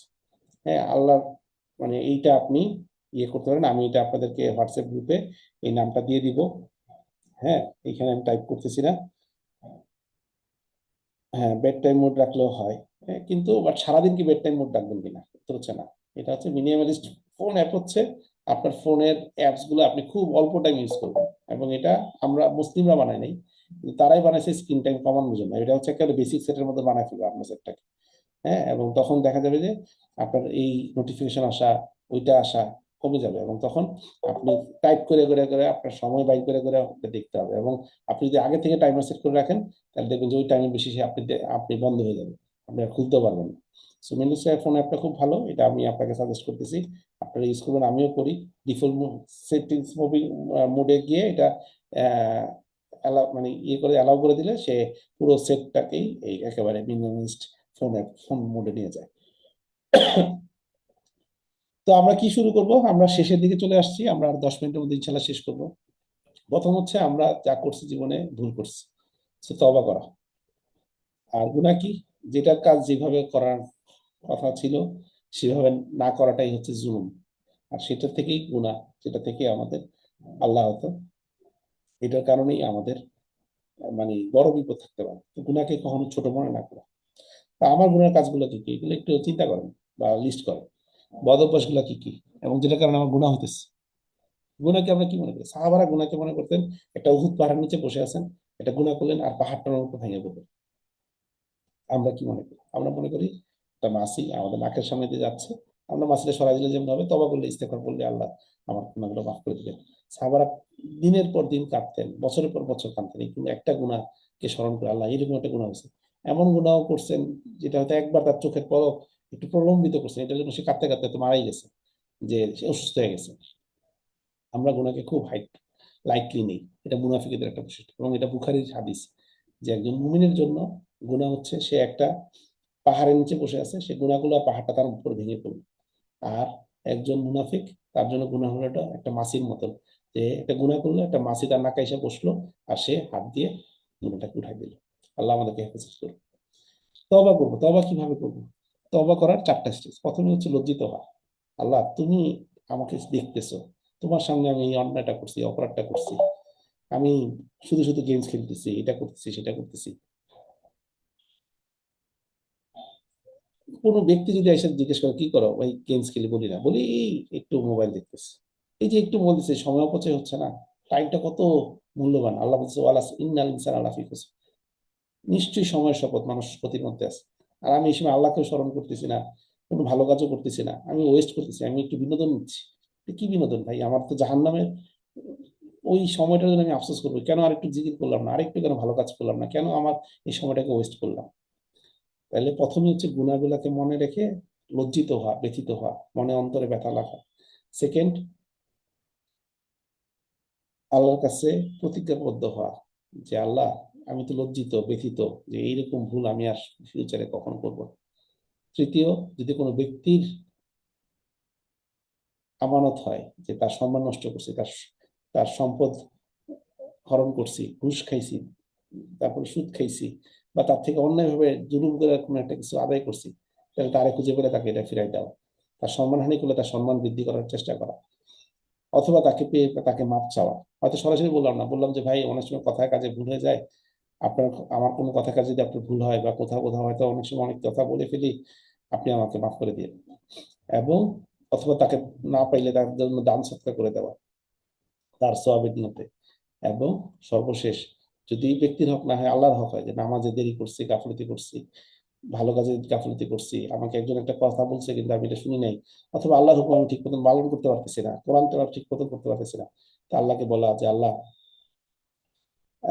আল্লাহ তোমার হক আমি ঠিক মতন আদায় করিনি, তুমি আমাকে মাফ করে দাও। দেন 4 নাম্বার স্টেজে বা 3 নাম্বার স্টেজ, যদি ব্যক্তির হক না থাকে তাহলে এটা 3 নাম্বার স্টেজ। সেটা কি? আল্লাহকে বলা, আল্লাহ আমার এই গুণাটা ক্ষমা করে দাও, কারণ আমি লজ্জিত, আমি সংকল্প করতেছি তোমার কাছে ক্ষমা চাচ্ছি, আমি লজ্জিত, আমি ব্যথিত, আমি সংকল্প করতেছি, ওই লোকের হক ফিরাই দিছি, আল্লাহ তোমার কাছে মাপ চাচ্ছি। কারণ একটা ব্যক্তির হক নষ্ট করা সাথে সাথে আমরা আল্লাহর হক নষ্ট করি। কারণ ব্যক্তির হক নষ্ট করতেছি মানে কি, আল্লাহ এটা দেখতেছিলেন, তখন আল্লাহর কথা আমি ভুলে গেছিলাম, আল্লাহ আমাকে পানিশমেন্ট দিয়েছে সেটা আমি ভুলে গেছিলাম, এটা আল্লাহর হক নষ্ট করছি। আর যখন আল্লাহর হক নষ্ট করছি তখন হয়তো ব্যক্তি নাই, কিন্তু আল্লাহকে বলা, আল্লাহ তুমি তো দেখছো, পৃথিবীর কেউ দেখে নাই, তা তুমি আমাকে মাফ করে দাও। তাহলে অন্তরটা পরিশুদ্ধ হলো, এই মুত্তাকি হওয়ার স্টেপে আমরা গেলাম। তাইলে রমাদান আসার আগে আমাদেরকে তওবা করে সবকিছু থেকে নিজেকে পবিত্র করে ফেলতে হবে। এখন থেকে আমরা তওবা প্র্যাকটিসটা করা শুরু করি। ইস্তেগফার যখন পড়বো, মনে মনে চিন্তা করবো এগুলো, আমার এই ভুলটার জন্য আল্লাহ তওবা করতেছি, আল্লাহ এটার জন্য আমি লজ্জিত, ব্যথিত, আল্লাহ সংকল্প করতেছি, মানে প্রতিজ্ঞাবদ্ধ হচ্ছি, দৃঢ় সংকল্প করতেছি, এটা আর কখনো করবো না, আল্লাহ তুমি মাফ করে দাও। সো কোথা থেকে শুরু করবো? প্রথমে বললাম যে আমরা তওবা দিয়ে শুরু করবো। 2 নাম্বার হচ্ছে আমরা ইনশাল্লাহ কিছু কিছু লেকচার শুনবো প্রতিদিন, চলার পথে, আসার পথে হেডফোন লাগায়, বা যখন আমি কোনো কিছু বা বই পড়বো যখন আমি সময় পাবো। হ্যাঁ, পরিকল্পনা মাথায় মাথায় প্ল্যান করি, খুব বেশি পরিকল্পনা দরকার নেই, এগুলো নিয়ে ইনশাল্লাহ আমরা আগামীকাল আলাপ করবো। কোরআন তেলাওয়াত শুরু করি, যেমন সূরা ইখলাসের একটা আমল দেখাইলাম, ছোট আমলগুলো করেন, সাথে কিছু কোরআন ফজরের পরে পড়া শুরু করেন, আজকেই অ্যাসাইনমেন্ট দিব ইনশাল্লাহ। দান করা শুরু করি, এটা খুব গুরুত্বপূর্ণ কাজ। রমাদানে আল্লাহ রাসূল সাল্লাল্লাহু আলাইহি ওয়াসাল্লাম এমন দান করতেন যে বলতে ঝড় যেভাবে বয় সেভাবে আল্লাহ রাসূল সাল্লাল্লাহু আলাইহি ওয়াসাল্লাম দান করতেন, সুবহানাল্লাহ। হ্যাঁ, এটা আমরা বুঝতেছি না যে কি পরিমাণ দান করতেন। সো এখন থেকে প্র্যাকটিস করি, প্রতিদিন কিছু না কিছু দান করেন। 6 নাম্বার, এটা খুব গুরুত্বপূর্ণ একটা বিষয়। হ্যাঁ, আমরা অনেক সময় এটা মিস করি, যেটার কারণে আমাদের প্রোডাক্টিভিটি কমে যায়। সেটা হচ্ছে একজন বন্ধু নির্বাচন করো, যে যার সাথে আপনি শেয়ার করতে পারেন, ভাই আমি আর তুমি মিলা চলো এই কাজটা করব, প্রতিযোগিতা করব। কি প্রতিযোগিতাটা? কি যে তুমি আমার মনে করাই দিবা যে আজকে এত পারা পড়ছি, আমিও তো মানে বলে দিব এত পারা পড়ছি। অথবা ধরেন দুইজনে মিলে 1 পারা কোরআন শরীফ বা 2 পারা পড়বেন, যে তুমি 1 পারা পড়বে আমি শুনবো, আবার আমি 1 পারা পড়বো তুমি শুনবা। আবার চলো দুজনে মিলে একসাথে তাহাজ্জুদ করতে, তারাবি পড়তে যাবো। হ্যাঁ, এটা লৌকিকতা না, এটা হচ্ছে নিজেদের মধ্যে রাখা, যে কি একজন একজনকে স্মরণ করে দেওয়া। দেখেন রাসূল সাল্লাল্লাহু আলাইহি ওয়াসাল্লাম রমাদানে জিবরিল আলাইহিস সালামের সাথে কোরআন পড়তেন, জিবরিল আলাইহিস সালাম কোরআন পড়তেন, উনি শুনতেন, উনি কোরআন পড়তেন, জিবরিল আলাইহিস সালাম শুনতেন। তাহলে এই যে একজন সহযোগী নিয়ে কোরআনটা পুরা 2বার উনি কি করছিলেন, পুরা খতম করছিলেন এই শেষ, ওনার জীবনের শেষ রমাদানে। তাহলে এই যে একজন বন্ধু নিয়ে, রাসূল সাল্লাল্লাহু আলাইহি ওয়াসাল্লামের সমকক্ষ তো আসলে কেউ নাই বন্ধু হওয়ার যোগ্য। যদি আল্লাহ বলছেন, রাসূল সাল্লাল্লাহু আলাইহি ওয়াসাল্লাম বলছেন যে পৃথিবীতে যদি কাউকে বন্ধু হিসেবে গ্রহণ করতে হতো, আমি তাহলে আবু বকরকে বন্ধু হিসেবে নিতাম। আবু বকর হচ্ছে সর্বশ্রেষ্ঠ সাহাবী ওনার সাহাবীদের মধ্যে, কিন্তু বন্ধু আল্লাহ সুবহানাহু ওয়া তাআলা। তো জিবরিল আলাইহিস সালাম যেহেতু আল্লাহ রাসূল আর উনিও আল্লাহ রাসূল, দুজনেই হচ্ছে বার্তা বাহক, তো তারা দুজনে কি করতেন, রমাদানে একজন একজনকে এই কোরআনের একজন একজনকে শোনাইতেন। তো এটাও আমরা করতে পারি, অথবা অন্তত আসো এই ট্র্যাকার গুলা তোমার কাছে আমি দিব, তুমি তোমারটা দিবা, তুমি করছো কিনা হিসাব, একজন একজন হিসাব নেওয়া। তো নিজের নিজের হিসাব নেওয়াটা অনেক সময় আমরা নিজেকে প্রতারণা করি। যে বন্ধু হইলে যে সেও এটা গোপন রাখবে, আমিও তার সাথে বলবো আমি গোপন রাখবো, কেউ জানবে না, আল্লাহর জানে আর তুমি জানো। কেন করতেছি? আমাদের নিজেদের এই একজন একজনের আলসিমি দূর করার জন্য। হম শয়তান তখন একটু, এমনিতে শয়তান বাইরে রাখে, ছোট ছোট শয়তান যেহেতু আমাদের ভিতরে তৈরি হয়ে গেছে, তা আমরাই দেখা যায় আমাদের নষ্টে ধোঁকা দিই।